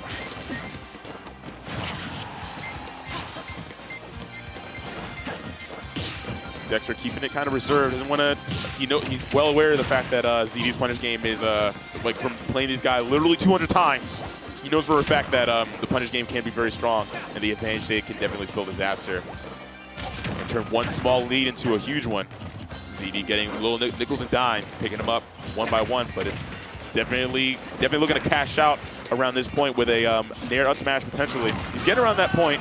Even with the doesn't get the first hit of the up smash. It only got the last hit, which if it got the first hit, that was definitely the stock. Like that slight extra damage definitely would have mattered. Yep. Just a little bit too shy of percent to take that knockback. Same thing there, same story. F tilt would definitely take it. Back throw would. Yeah, Dexter reaching out for that dash grab, grabbing nothing but broken dreams as ZD's really hounding to try and finish this off. Oh, goes for the untechable back air. ZD missing the drag down forward air. Losing a little bit of spaghetti from both players. All right, ZD with a run-up grab. Wow. That? Yeah, that was a wild run-up grab, but it's going to work out for him. And now at this point, it's we'll see how it goes for ZD and Dexter. ZD looking pretty comfortable, but Dexter, he's made these comebacks before against ZD and of course against other players as we've seen earlier tonight. It's definitely. Yeah, I mean, at this point, he knows for a fact that around this point, the nair up smash is the only thing that Fox really has left in terms of getting a kill. He's actually almost at the point where nair up smash won't even work anymore. Yeah, I was gonna say, I don't even think nair would work in up smash right now. Yeah, but the anti-air with the up air is definitely up air a would factor. definitely take it. Back air would take it. Sharking finds the back air, and it's not stale, so it will kill. That was just great gameplay from ZD because he didn't fish too much for that nair up smash to the point where it could have been like a capitalization for Dexter in terms of like, because that's the strongest thing about Fox. When you really have strong mobility and movement, and it makes you unpredictable. But when you telegraph your intentions to an extent that makes it very easily for an opponent of Dexter's caliber to see through, the anti-airs and the punishes definitely become a factor, and then that lightweight of Fox becomes a factor as well. PS2, of course. Dexter trying to get back to the strong start that he had. But if he can actually do that, it's a different story. Because ZD has been just adapting to everything Dexter has done in this set so well. Of course, even that game 2, which the one Dexter won, was pretty close. That could have gone. Either way. You got interrupted because I hear a fellow raging off stream. I hear a fellow literally raging. I guess I'm saying literally. Mans is not happy. Yeah, man, it's very flabbergasted. There's a chance. You know what? I'm not going to say names. But. Oh, just seeing the back to the jump. No jump, but actually Dexter messing up the timing. Dares off the ledge like that. That was mad random. It's going to work out for him. Oh, man. Gets the jump. Back Scouts air. out the jump with the back air. And if it whiffs, it's like, all right, cool. You don't lose anything, honestly. Yeah. No, can't get a grab. Not gonna hit. It's too far, too high percent, but we'll get the punish on that get-up attack. Wow. I also did like ZD knew he was going for the get-up attack too. That shield went up. The second he saw Dex hesitated just a little bit, he put that shield up and was ready for it. That makes sense, because if you're Dex, you can't roll. ZD can react to either roll. So you would try the get-up attack, and ZD was just a step ahead. Nice parry from ZD. There's the up smash out of shield once again. Yeah, ZD was actually one of the, I remember when the game first dropped, ZD was one of the first players in the region to really like push the parry meta in this area, in the Maryland area anyways. So, Along with me! Along with me! I will say, I think as a whole, the game has been kind of going in a circle in like terms of there's a lot of stuff that we did the first few months of the game that we stopped doing for more advanced tech, quote unquote advanced tech.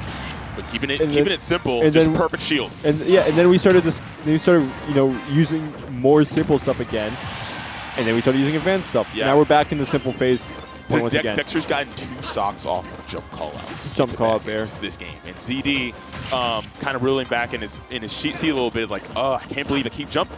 It was probably going through his head is getting caught out with jumps again and again is really just, that's just something that he's got to tune up in his gameplay. Otherwise, he's going to let this one tip away, and that's very easily going to be taken to a game 5. The parry down smash, very unusual, but it will be an offstage situation. Not going to be able to make the most of it in that ledge grab situation. Kind of lets it go.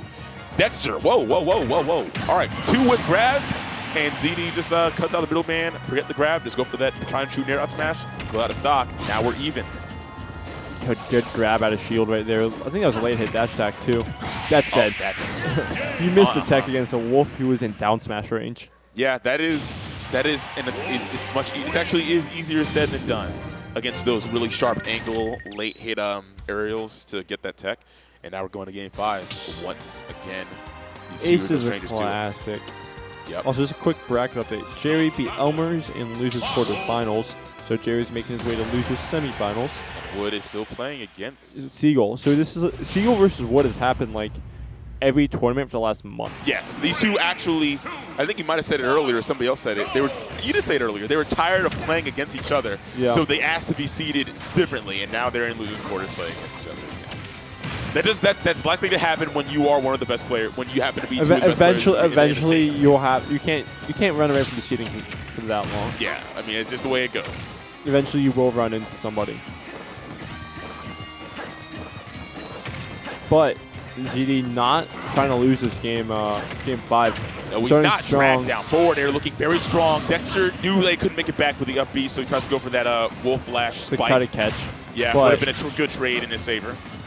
But ZD is not giving that to him, and this is a huge lead. Getting a little bit ambitious with that. Yeah, looking very, very dominant in ZD. This game 5. But Dexter could very easily turn that around. With that kill power, gets a sour spot. The little bit of the GTX loser gets that $10,000 back air miss. But the up air getting a lot of damage off it, continuing. And now in off situation, ZD going to try and make the most out of his ledge trap, I imagine. Nice good grab. Wow. Really good grab there. Grabbing literally the up air out of his hitbox, but narrow miss. Oh wow, push him off, but he managed to get that up air. That was actually a great option from Dexter. I don't know if he saw that coming. How do you take the stock right now? That's dead. That's that classic. It's not the Tri-State Twister, but it's the the Darby Demolisher. Darby Demolisher. Yeah, and that Fox up smash roll. Oh, you can't punish that one there. We're still getting damage on the board, but falling up air. That's how you know that ZD looks confident. And he lived that one too. He is feeling himself. But the back air throw. Yeah, he DI'd hard, right? Wow, he knew for a fact that was gone. It was hilarious how fast that stock dissipated. My goodness. His damage just. ZD is in the driver's. In the driver's seat. Yeah, it's in the driver's seat. It's gas. Initial ZD. My goodness. Dex needs a fair. Fair leads to pretty much everything that he has, but that double dash attack gonna apply some damage on the board. Still, good. It's so much. Okay, he went for the jab there, looked for a reset potentially, or maybe he just whipped on the up smash. I think he may have been going for an up smash. Yeah, it might have been a whip. Yeah, at this point, Dexter really doesn't have a lot of room for error at all, and he's got to guess. He's got to be right so many times. He wants that F smash too, because F smash will take it, honestly. Okay, another sour spot there. Yeah, it's really unfortunate for Dex because he got so much mileage off those sweet spot back airs on that last game, but when he needs them the most. Yeah, he's had nothing but bad luck and misfortune. Only get a dash attack off the side beyond the stage. Game 5 is not quite looking hot for Dexter as ZD. He's pretty poised to take it. Another jump call out from Dexter is going to work out in his favor, but again, not getting the sweet spot. And then he definitely bites off more than he can chew with the dash grab. And ZD fixed up those habits that were leading to those stock losses from Dexter. And that's going to be a 3-2 ZD's favor going to the grand finals. Dexter going to take a trip to losers. And we'll see what goes on next because I still see Seagull. Seagull would. It just finished. Oh, it just finished. Yeah, it's having an update. 3-1, Seagull.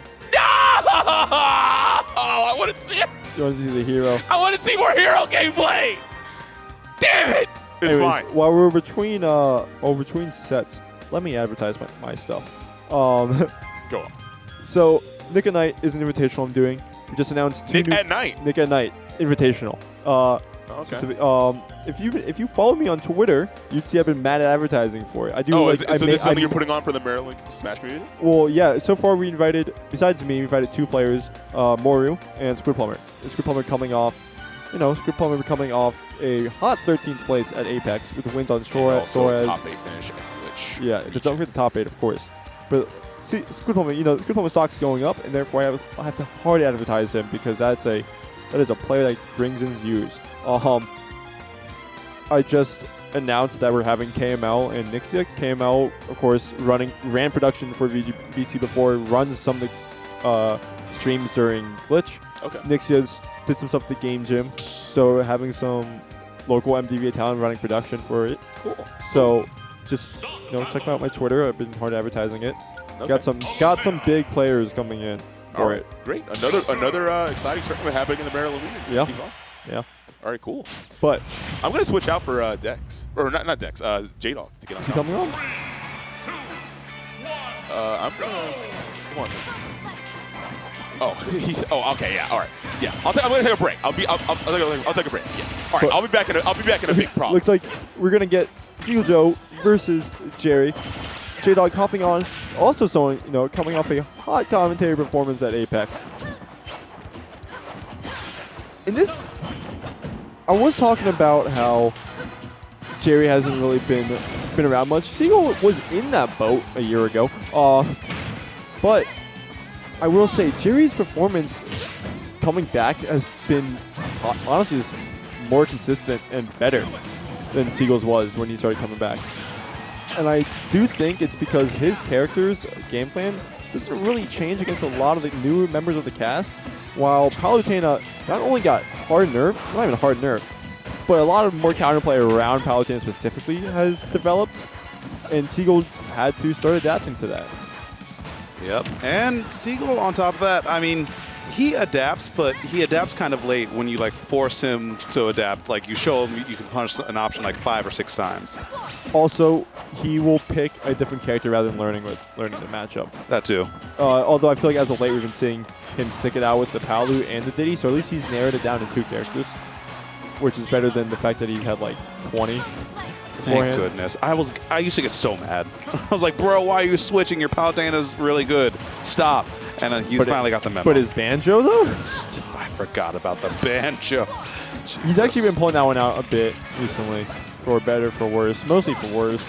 I cannot think of a single time he's pulled it out and it's won, but he's been playing it more. I've never seen a banjo win in bracket, honestly. I'm not even throwing shade. It's just the actual facts. You're right.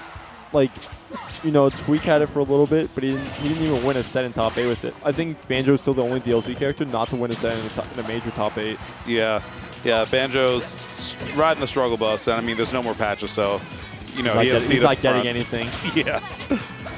Because even like his DLC mechanic is a really bad DLC mechanic. I'm gonna say Wonder Wing is not good. Well, you know, It's good once a set. it's good once a set. Because even like I remember, like the one big thing is that it can't be countered, except by me Brawler and Sora. Because you can grab it, which is also a really bad DLC mechanic. If it was a good DLC mechanic, you can just charge it through it. But no, you can grab it. But because me Brawler's counter is a grab. It's, yeah. And Sora's Sora, it stuns you no matter what. So, yeah. But either way. Yeah, enough about banjos. Let's get into this match because right now Jerry's looking like he's having a really hard time getting his way back into this game. Seagull in general has been playing really hot today. He was up 2-0 on ZD before ZD pulled out the Fox. And to ZD's credit, his Fox is also playing really hot. So, you know, I'm gonna say ZD was just ZD playing hot just outmatches Seagull playing hot. Totally. Just different caliber player at this point. But I've got to shout out the survivability of Seagull right now at 202% and still kicking as well, no pun intended. You know, spacing you out with those forward airs and just like getting those little bits and pieces of damage in there. Arsene's going to be up soon. The thing is, I was going to say you really want to live there because that way you'd have to, you know, interact with Arsene a little bit with house money. Now you can actually get blown up as Jerry is prone to do. I'm glad that we as a society have realized that standing on a platform doesn't do anything against Joker or Arsene. You're much better just going down and hitting him while you have invincibility because it's the same amount of invincibility either way. Yep. If you stay on the platform, you still get the same amount of invincibility if you immediately drop down. And why wouldn't you drop down and start hitting Joker or Arsene while you're invincible? Yeah, but I'm glad we started picking up on that. Meta development, we're learning, guys. Yep. I've been saying it for forever, and I mean, getting that 1 or 2 neutral win matters so much, because now look at this. Now Arsene is like not even in the equation right here. Jerry's at 75%, and Seagull Joe's sitting pretty healthy with all this zoning as well. I mean, this is just going to be a cakewalk. You just have to lock in and walk it home at this point. Actually, unless Seagull gets a really good ledge trap, there was a good chance Jerry gets another Arsene. But Jerry's Arsene usage has been very... I feel like he's been getting he's been more aggressive without Arsene than he has been with it. And it's a lot of camping in your face. And I feel like Jerry struggles too much from the I have to play safe, otherwise I lose with Arsene, which sometimes means that he just completely wastes his whole Arsene. He doesn't do anything with it. Yeah, you know, something I was just talking to with, Wait, oh man, oh my God, yeah, you're dead.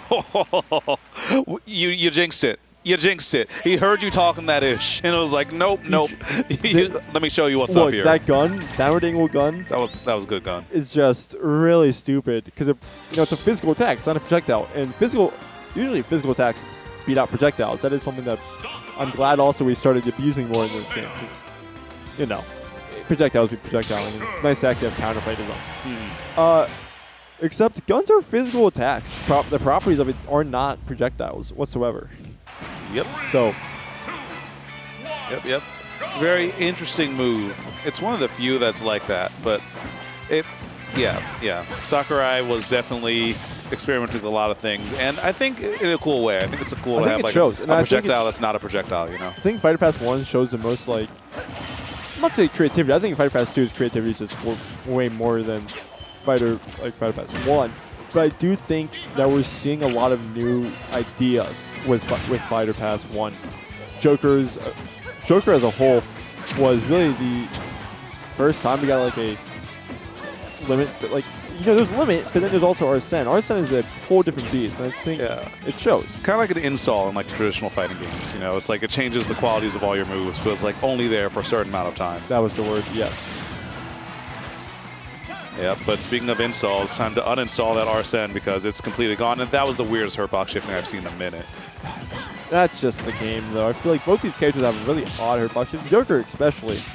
Because like there's a big reason why a lot of combos just do not work on Joker because, first of all, if you're good at SDIing, Joker can just get out of stuff for free. But also his hurtbox shift when he does that is so, like, it's awful. Not like it's quality of it. It's a pain to deal with. And that was a good F smash. Calling out Seagull jumping from the ledge a little bit. It's something that works because people don't anticipate Jerry to go for those big reads a lot of the time. Like you were saying before, he was such a safe player that, you know, to see someone play that safe and then suddenly do something like that is just like, wait, what? You got those? I'm gonna say it was a very Gummy-esque thing. Gummy is someone who will always save an F smash for a specific moment, and that was a specific moment at the ledge there. Yeah, it worked out beautifully. And right now, okay, another Arsene's about to go like completely. Oh, that was actually gonna beat it out. Yeah, just trying to beat it out with the physical attack. Yeah, smart. That's a really smart way to not take damage in that situation where you just want to hold on to Arsene for a little bit longer. Oh, that's free. But okay, not even getting the landing hit and only getting a soft punish. That gun may have done more damage than the actual punish itself. Honestly, but at this point, you know, damage is damage. I'm sure you want a little bit more, but you know, take what you can get against Palutena sometimes. And this game is still looking better than the one you had last time, even though you did win it. You know, you were down 3 stocks to 1. At least you were keeping it in the same stock, and you realistically, if he let himself get hit by the neutral B, I think he could have gotten our send back to that stock. Yeah, that's a really good point. I mean, there are some zones where Jerry actually might be able to just Rebels guard and, you know, get just some free meter if he really wants to.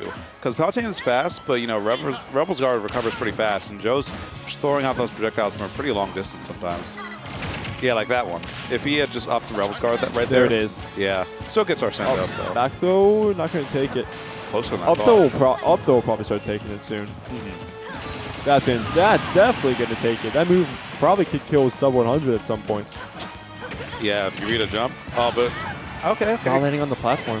Yeah, I was about to say, if you had landed on the platform, that would have been, you know, easy stock. But now, stuck in the airplane, stuck in the blender. Getting Arsene is a consolation prize, but damage you probably didn't want to take at this point. And even then landing on the, trying to get off the, he keeps jumping from ledge. Yeah. Yeah, it's something that a lot of players do because, you know, it gives you the most options right from ledge. There's a lot of reasons to do it, but it puts you in the worst possible position. Especially if you have those good poke options like Joker has. Yeah. You know, with the knife and everything. Oh, Seagull's ready for like an air dodge of some sorts. Don't get up. Please don't. Okay. Okay, that works, but most other characters couldn't have got away with that. That or a get up attack from Joker is really big. Yeah. Some nice little stall. And Seagull does not want to play this game. He saw how he lost last time and just say, he's like, if I just don't play my game and win it like that, I'm just not playing the game. And it's kind of costing him because he's not doing anything. Exactly. Yeah, this is one of those times where the best defense is a good offense. Like, you kind of need to get in there, and if your opponent's going to get Arsene, make sure they get Arsene in the worst position possible. If you're playing Palutena, like if Joker has to up B with Arsene, that should be one of the easiest 2 frames to land in the game. Seagull's also been going for those dares a lot as like potential mix-up punishes. I do like how Seagull's not trying to punish these obviously unsafe options. That should have been an up air. Yeah. Again, maybe a little bit too slow in the draw. And now, that looked almost buffered, I think. Yeah, I was going to say, I feel like that was a buffer option. Yeah. Looked like he was trying to like run forward and shield. And then after he got hit by the auto reticle, like he just ended up getting a roll. And then that's how he ended up there. Ultimate working against you sometimes. Yep. And I do anticipate a counter pick coming up from Jerry. These are still 2 players who counter pick. We haven't reached the ZD Dexter level of comfortability between the 2. I feel like maybe it's just because I commentate a lot of top 8, but I feel like on stream a lot of people don't counter pick as much anymore. That's just also an Ultimate thing. I don't think it's just a stream thing. I think in general, Ultimate has reached a point where we're not counter picking because we feel comfortable in PS2 too much, which is why it's very funny when people ban PS2 and you start seeing the panic on someone's face. It's such a power move. Just right at the beginning, it's like they're like, "Oh, PS2." It's like, "No, let's just strike." I strike PS2. Yeah. Like if you say let's strike and then we just end up at PS2, you waste your time. It's not the same power move. You just wasted time. Yeah. But if you actually strike PS2, good. But there's also the huge thing of PS2 shouldn't even be the starter.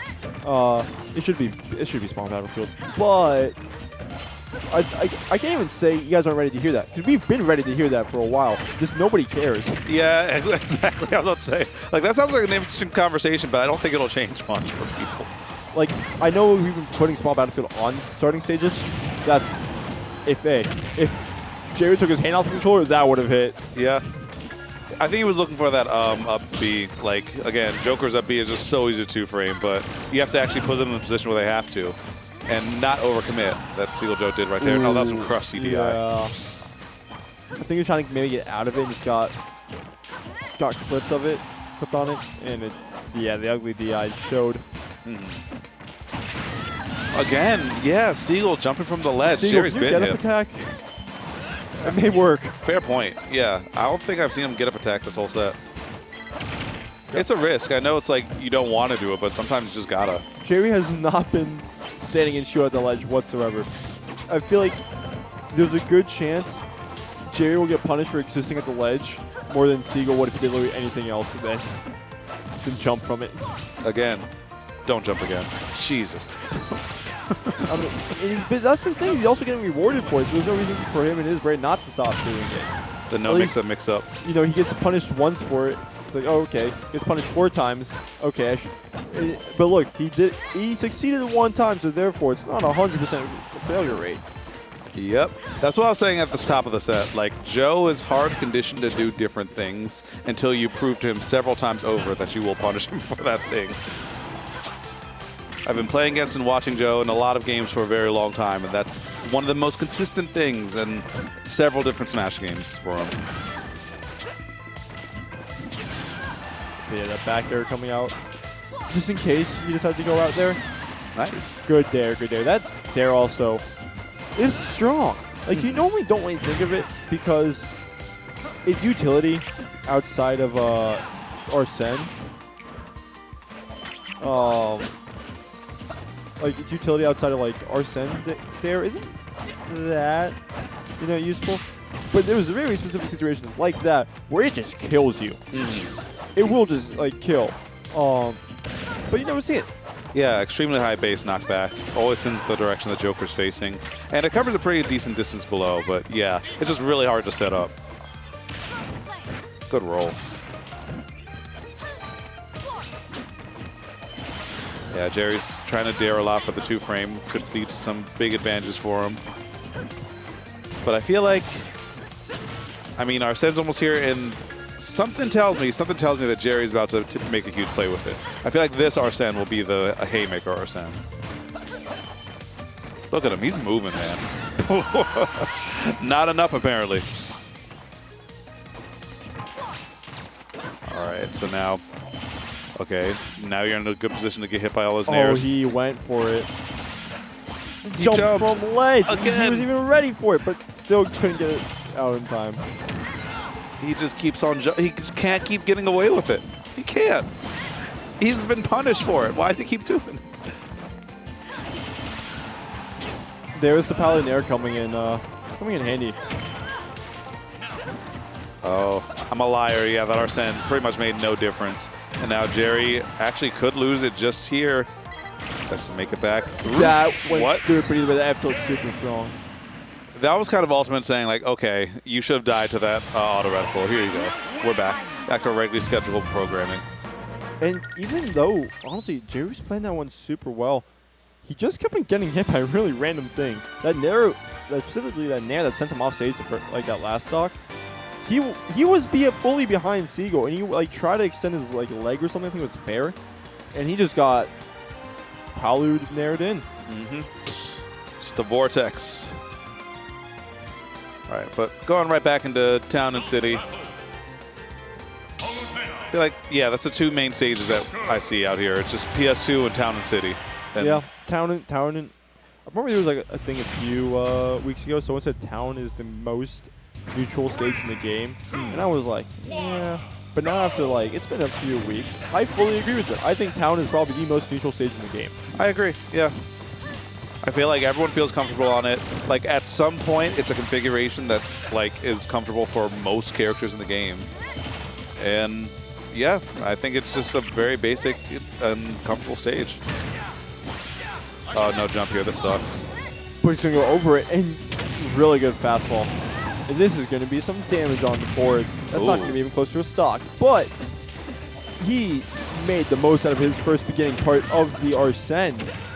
And still going. Sheesh. If he went for an up air drag down instead, that might. And it's working.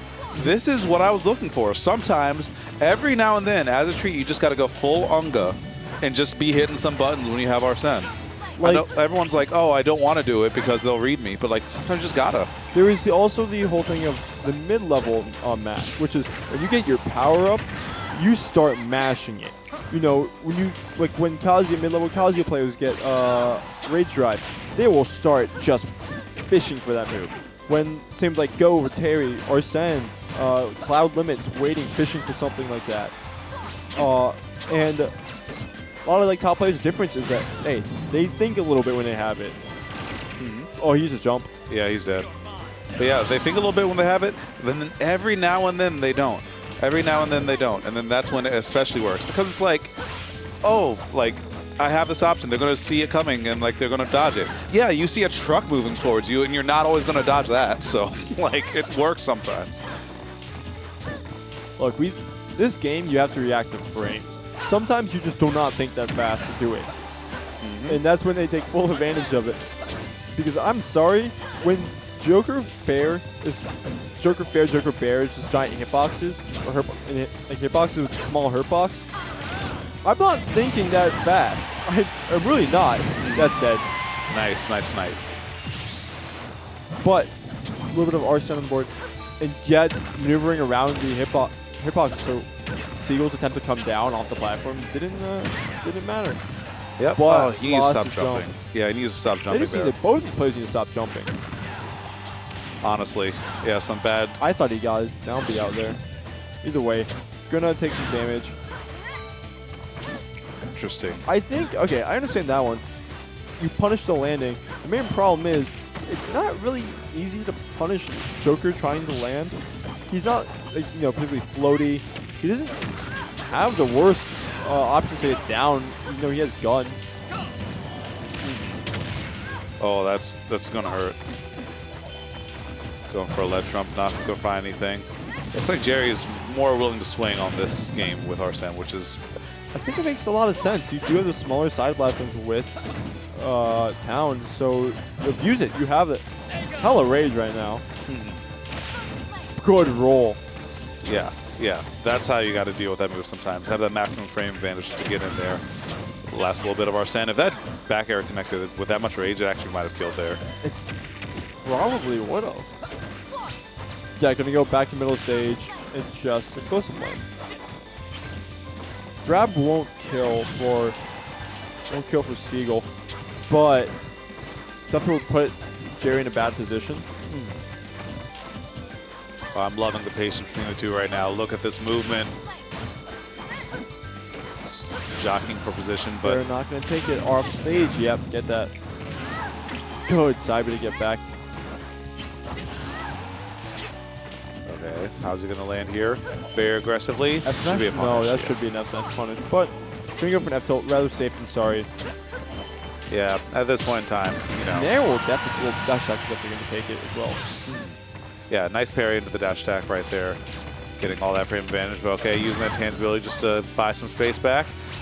Well, I like the dip with that back air, almost got him. But Jerry, unrelenting in this pressure right now. That, yeah, bit tricky with cross.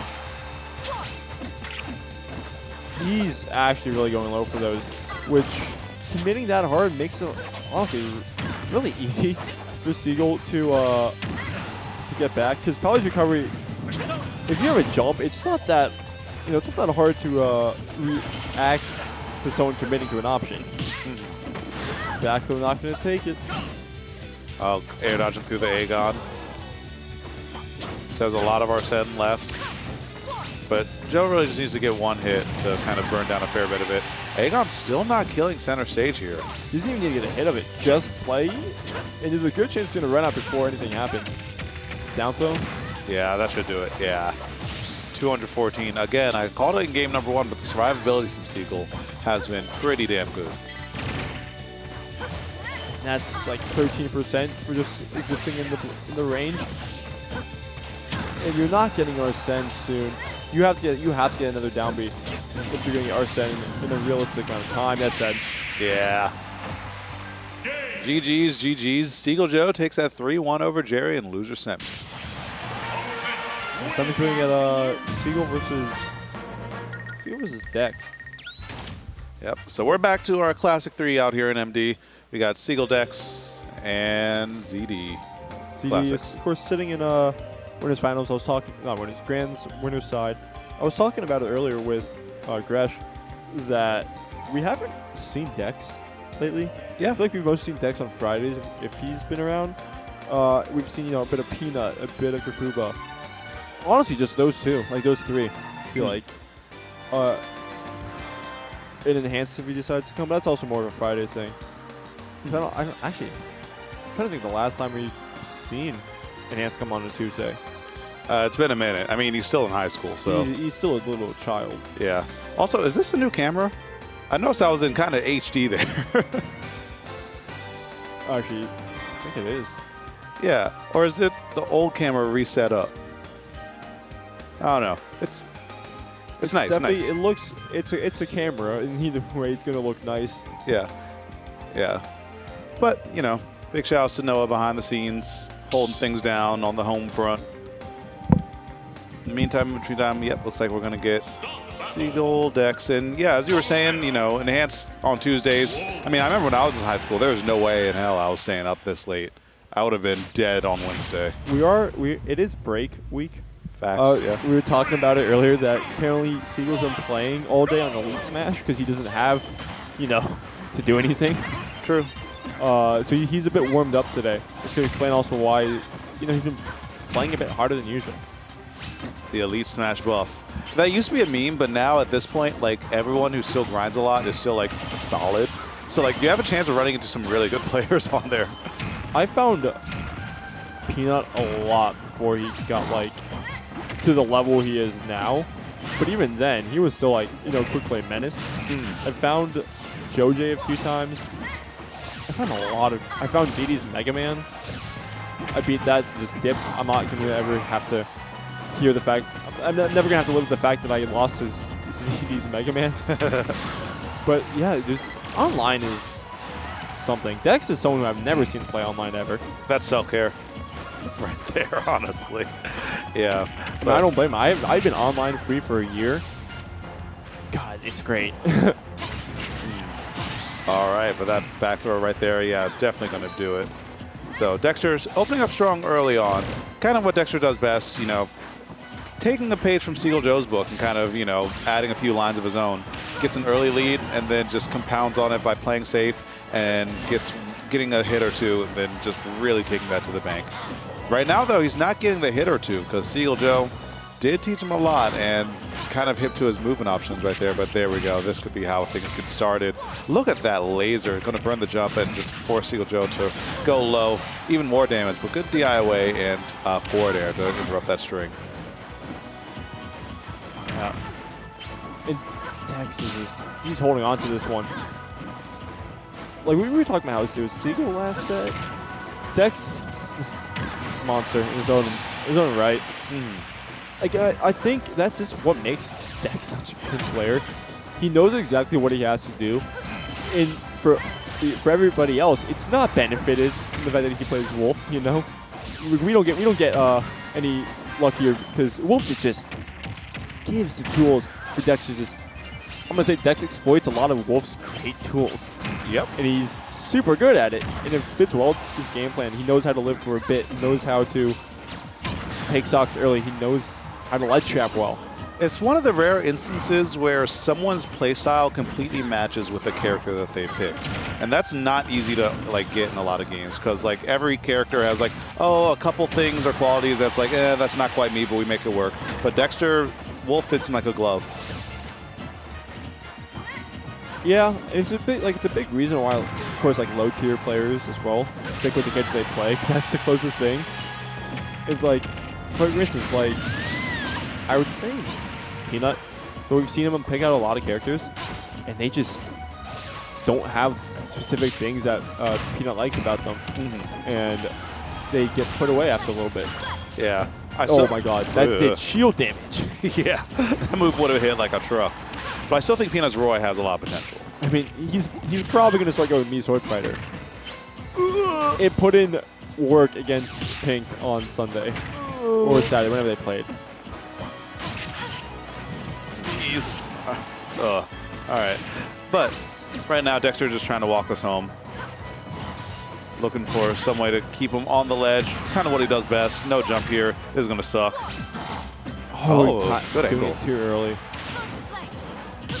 Good parry, gonna get the grab. That dash grab's such a really stupid burst option.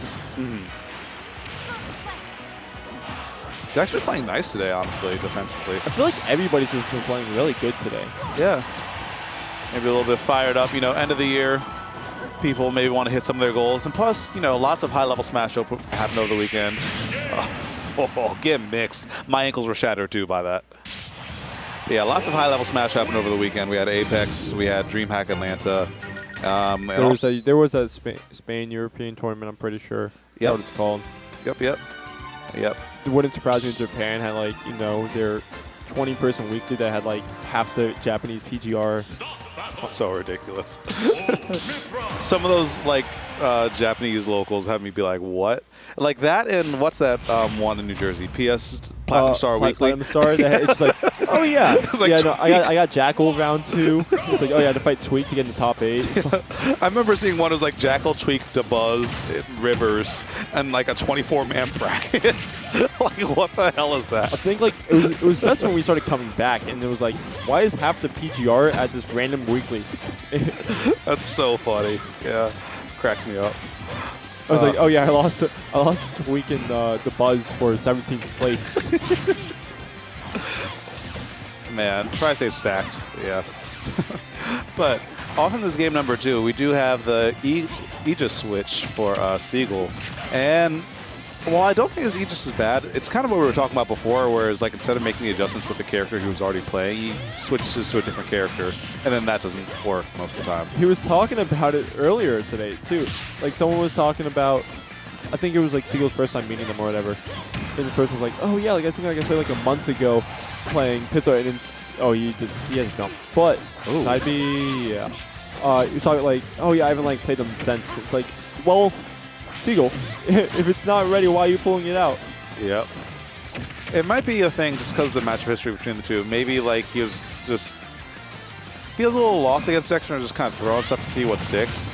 But I think the Palutena has been more soft, you know. I think Dexter is one of those players you can't do that. Yeah. You have to commit to something. Like, there's a reason why. I'm gonna use Oolong here. Oolong doesn't only go Gunner versus like ZD. He'll go Gunner versus Dexter as well, because it's not just a thing that you can just maybe do and it may work. You have to fully commit to it. Ooh. Yeah, you can't cheese him. He's lactose free. That should kill. Yeah, I think I have played Dex in like 8 cents and 863 comeback. I won the first one. I think since then I have taken a singular game across two characters as well. But hey, at least I took one with the other character I committed to. But okay, as much as we were talking about how it's not like, you know, the best, Seagull's not doing awful. Yeah, that's the thing. Like, I feel like his Aegis out of all the secondaries was probably the strongest, but it's still not it won a grind. Them. Yeah. So it's not bad, but once again, out of practice. Yep. But getting the job done well enough for now. Switching over the Pyra just to get the blazing end and, you know, get some space back. Dex, I was about to say, do not get hit by that. I know I've seen Dex get hit by a Warlike punch. It's not out of the question that Dex could potentially get hit by it. Oof. Oh yeah, I remember that clip. Yeah. It wasn't even just like, you know, that he like got like red or like hit by it. He rolled out of it, then rolled back in. Yep. You played yourself. He played himself, yeah. So I can't place my finger on it of how this benefits Seagull, like his playstyle. And so I'm just kind of leaning. I think these All-Stars are really good characters, and Seagull's finally picking a character that's really good again. True. Yeah, I feel like Aegis just kind of fits a lot of players who came from older iterations of Smash, because you kind of just get to do things, and if you space it right, they just work. And if you have that fundamental knowledge, it goes pretty well. Yeah. Dash attack. Yeah, trying to follow up on the hit after, but not gonna get anything. But so Wolf obviously does not swing as fast as. Does he? No, he definitely doesn't. No, as Mythra. But I would say like the hit per damage rate is just not like evening it out at all for Seagull. Seagull needs to play so much better in neutral to even balance it out, and he's simply dead. Yeah. He's simply just not able to do that. Fun fact, I have not seen Dexter drop that spike on Photon Edge if he's in position. Yeah. Like Dex also probably the wolf that uses Dare the most. I want to find another wolf that would use it as much as Dex.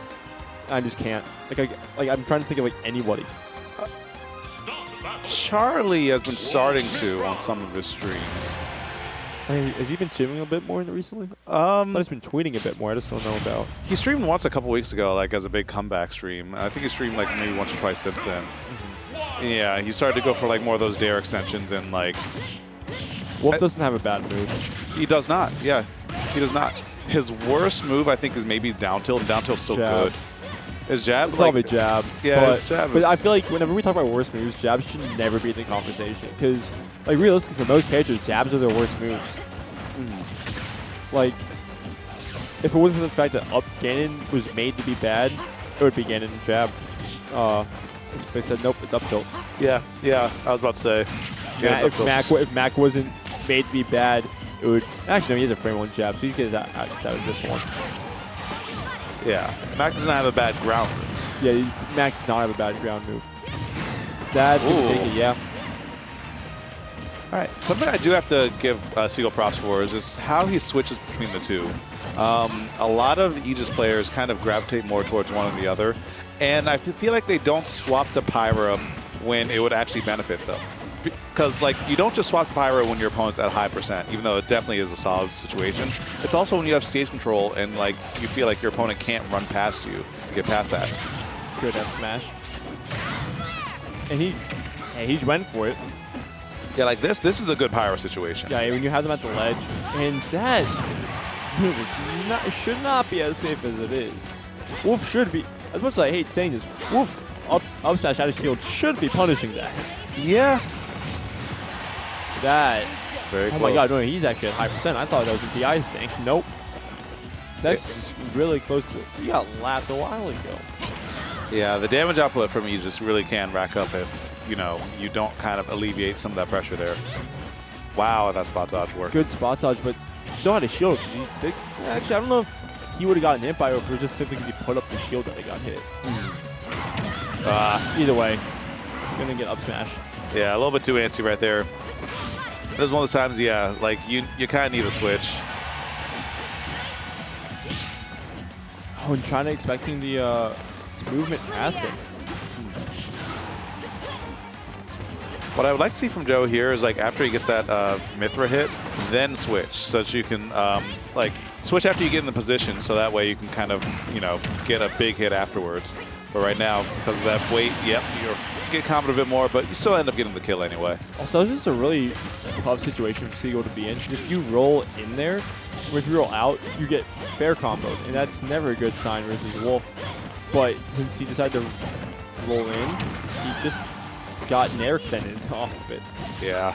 So his huge lead that he had is quickly been whittling down, but the main thing is he's at least putting significant damage on it.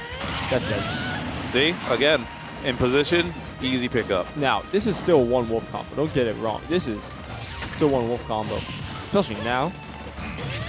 But this is important. He didn't have a jump. That could have been a free dare. Yeah. My spidey sense says that Joe is about to throw. I don't think you're wrong. I think Seagull just is taking too much damage and he's not balancing it out. And I'm going to say it. Wolf probably has an easier time killing than Mythra does, or Pyra does, except for very certain situations. And Seagull's not abusing that. At this percent especially, yeah. Like, Wolf can combo with this kill very easily. There we go. Yeah. That's what you're talking about. How does he get past that mid-level situation, mid-stage pressure? Does a jump. Gonna have to side B. Oh, he dropped it. But he dropped down. I told you, the spider sense was singling. It's like, Joe has not thrown in about 6 minutes now. It needs to happen. Too long. Yeah. It's just got to happen. It's just got to happen.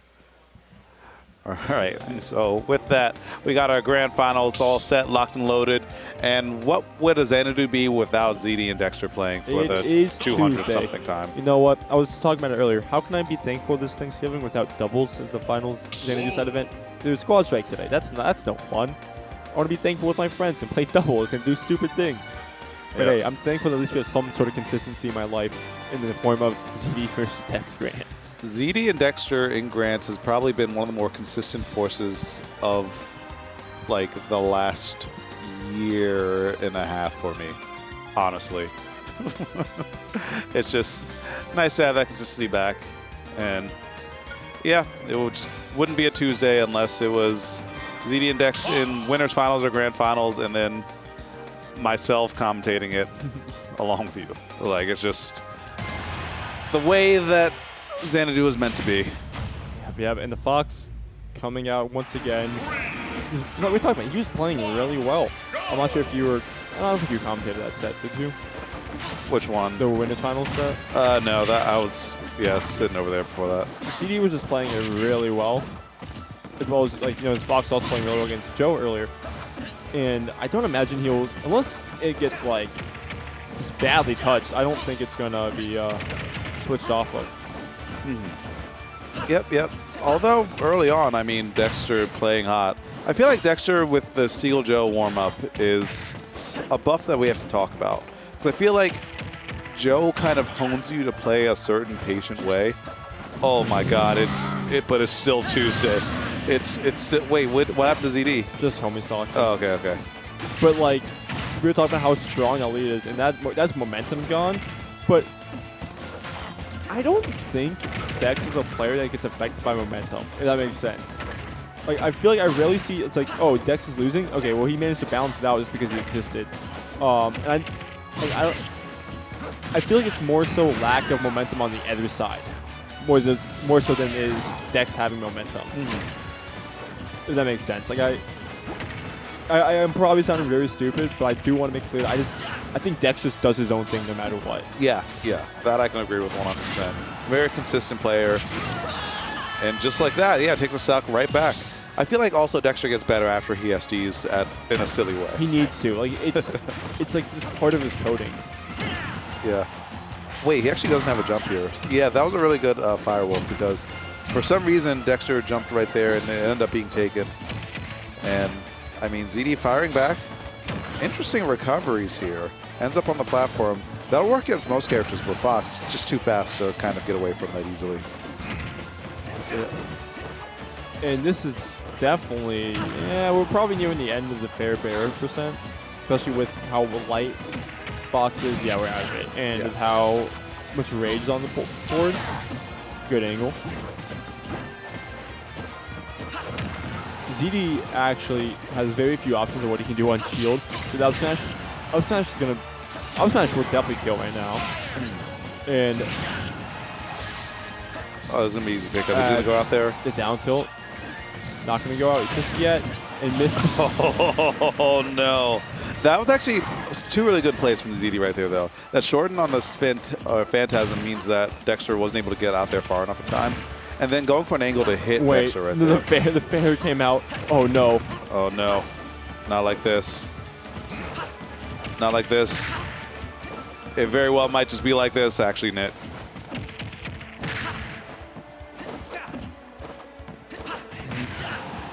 Getting a down tilt out of that pressure. Up smash will take it for Dex. That would have been the game.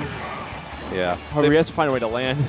They played each other so often that I'm pretty sure Dexter's classic, like, run up, down tilt. No way. Oh my God, it'd be like that. Even with, start the game. Good lead. SD'd it. Okay, it happens. Home restock. All right, that's fine. huge lead to start that game. That's stock 2. Huge lead to start that stock 3, and you still lost it. That can't feel good. Especially since, like, okay, the second stock kind of felt like a functional SD. Like, he went for the kill there, but he got hit by an untechable Firefox that he didn't necessarily have to get hit by. Okay, yeah.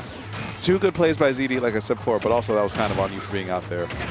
Oh, no, he doesn't have a jump. This sucks. Oh, but it's going to drift in anyway. ZD choosing to recover instead of applying more pressure, which makes sense because if, you know, he missed a punish on him, he was going to have to recover. Yeah. Against Wolf, as Fox without a jump. Yeah, he would have more likely than not been dead. Like even at like 0%, like 0 to 15%, if you're that close to the blast zone, there's a good chance you just straight up die from it. That is also dead. Facts. Yep, right off the top. ZD coming out the gate strong. This game number 2. And last set, was it a 3-0 or was it like a reverse? No, it was game 5. It was game 5. It was going back and forth pretty much. Yeah. But ZD, the dots might have connected in time. And good air dodge back to the stage. I love it when Foxes do that. It seems like a lot of them forget that that's an option. Yeah, I mean, I don't blame them. That air dodge it's really bad. Yeah, I mean, it sucks if it doesn't work because, like, then you end up so low and you're probably dead. But it's still an option. It's still something you got to use. It's very specific. Yeah. When you can realistically use it and not die for it. Can't up smash that. No. Oh, these air dodges, yeah. A lot of them seem to be like just preemptive for the nair. But, you know, ZD is pretty much on option 2. Gets the nair and up smash in, looking like he wants to end this game out in a dominant way so far. He just wants this to be over. He wants to get out before midnight. He wants to get out before 11. I mean, if they rematch really quick and like he kills him immediately, like right now, he actually could. It is doable. I mean, that's 5 minutes. You can, what, take about a minute to get into the next game after. Probably about 45 seconds, honestly, if you're fast with it. Yeah. Loading times, yeah, I would say it's like maybe 30, 45. Yeah, but he's going to have to, you're right, he's going to have to talk about now. You can still get into the next game by 10:56 if you're in extreme go mode. That sends the other side. Oh, it's 10:56. He has to take a stock now. Yeah, and he has to do some unholy things in the next game. Not that, though. Yeah, not. That was just the final nail in the coffin that we're not getting out of here before 11. Yeah. Good pivot grab. I'm glad that players starting to work that into the repertoire more. Like, after, you know, the whole change was like, oh, you can't run through people anymore. Everyone's like, oh, pivot grabs are dead. And, like, for a long time they were. But, you know, they do help you kind of check down different options at the ledge sometimes. And, like, if you read a roll, it's purely flex. But at the ledge, it's still, like, somewhat optimal sometimes. I love these pivot grabs have been, like, pivot grabs are big. But I think my favorite is that, like, Green Ninjas is probably the biggest in the game. Yeah, it's pretty. And I love that it matches its animation, though. Like, a lot of, like, moves have, like, you know, big hitboxes that don't match, it will get down to that. They don't match the animation. But Green Ninjas does. And it's very funny to see the water just extend that far off it. But ZD wants to get out of here. Yeah. So let's see. 10:57. It's probably going to be 10:58 by the time they get in it. Let's see. It's not. Well, we can finish this, but no one's leaving the building before 11. Yeah. This is what the Dexter ZD meta for commentating has evolved into. And I don't think going to Lucina is going to help our speed whatsoever, I'm going to be honest. Yeah, you kind of have to play slow around Lucina because she is very dangerous if you run into her errantly. Yeah. And we were talking about how hot Dex was playing earlier. The fact that ZD has been dismantling him, like that, ZD is just on something else. Yeah. Yep, feeling himself today. Got to talk to him later to see if he's playing on any other tournaments, you know, at the end of the year. Because we do have Smash World Tour and Panda Cup finals coming up in just a couple weeks. We also and have main stage. Yeah. There have been a whole lot of events. Oh, he saw this jump, but that's dead. Yeah, you don't even. Wait, are you dead? ZD dies. He didn't even need to be out there. He was. I don't think the decision was bad. I think he just was out there for too long, rather than he didn't need to be out there, because you can still make it back if he just waited a little bit. It's still an air dodge lag. You're still drifting a decent amount. Just go out, poke in there a little bit, but don't be out there for so long. Yeah, I think Dexter already burned his jump too is the thing. Yeah. Like, I think he was just done.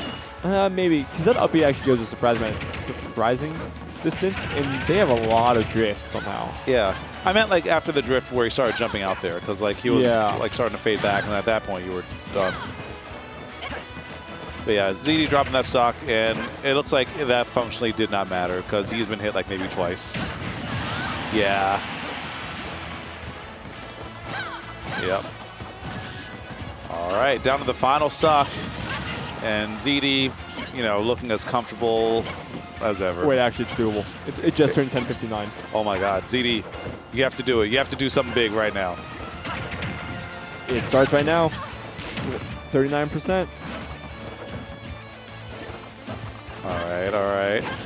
But still getting hit by that. Can't get in right there. Dex playing really well. Getting a nair and F tilt. Like, perfect with frame 1 invincibility in the air. Which is also really ridiculous. Yeah, she does need it, but like, you know, it's one of the few moves that has an invincible air version, you know? Yeah, it's like, I think on the ground it's invincible 4 through 5, and in the air it's 1 through 5. Yeah. Which is wild. All right, 20 seconds. ZD has 20 seconds to close this out. Will it happen before 11? Actually, If he runs down and like nair up smashes him right now. 10 seconds. Wait. 7, 6, 5, 4, He got in 3, there. 2, 1. Happy New Year. Woo! All right, crushing our like before 11 o'clock dreams. But ZD, you know, I think he's not really worried about the time. I think he's just worried about closing this out, and he's still in a dominant position to do so. But not like that. He put some charge in that too. That's like minus 30 on shield. Yeah, you have. Wait, forever. actually, hold on. Oh wait, Dexter actually could do this. Dexter is looking really good right now. That's no jump. Unfortunate. I think he's it. No, they also have magnet. mad magnet hands. Hey, they can't grab as far anymore, but their magnet hands to get back to that ledge. Yeah. Sheesh, I thought that was That. over. Wait. Guys, what are we doing? Wait, no, this actually. We got this? Oh no! I can't. I think that's like one of the most Dexter ways to go out. That's what I was about to say. That was a peak Dexter moment right there. But you know what? Live Dexter moment. Yeah. But hey, you know, after playing someone 200-something times, you're going to have some wacky, wonderful moments. And you know what? That's just another notch in ZD's belt. Taking it Xanadu number 400 and something other. 400 something. Yep. I have not been looking. But it's been it was a good Xanadu. Bit of a smaller one. No, it is post-Apex, so all a bit fair. Like, it was actually a decent amount of MDVA went. This was like the first time in a long time we've had more than 5 MDVA people travel. I love it. I love it. Like, traveling kind of builds a lot of fundamentals, experiences different play styles. Traveling is good. I love it when our players travel, and taking a break is good too. And I'm gonna say it. MDVA has possibly the least universal play style. Like, we don't do anything normal. Yeah. We play our own campy game, for better or for worse, and then when we go out of region, we don't perform well. Yep. That's why I'm built different, because I always match my seed or do better. Let's go. And it's always, you know what, I'm gonna hype myself up.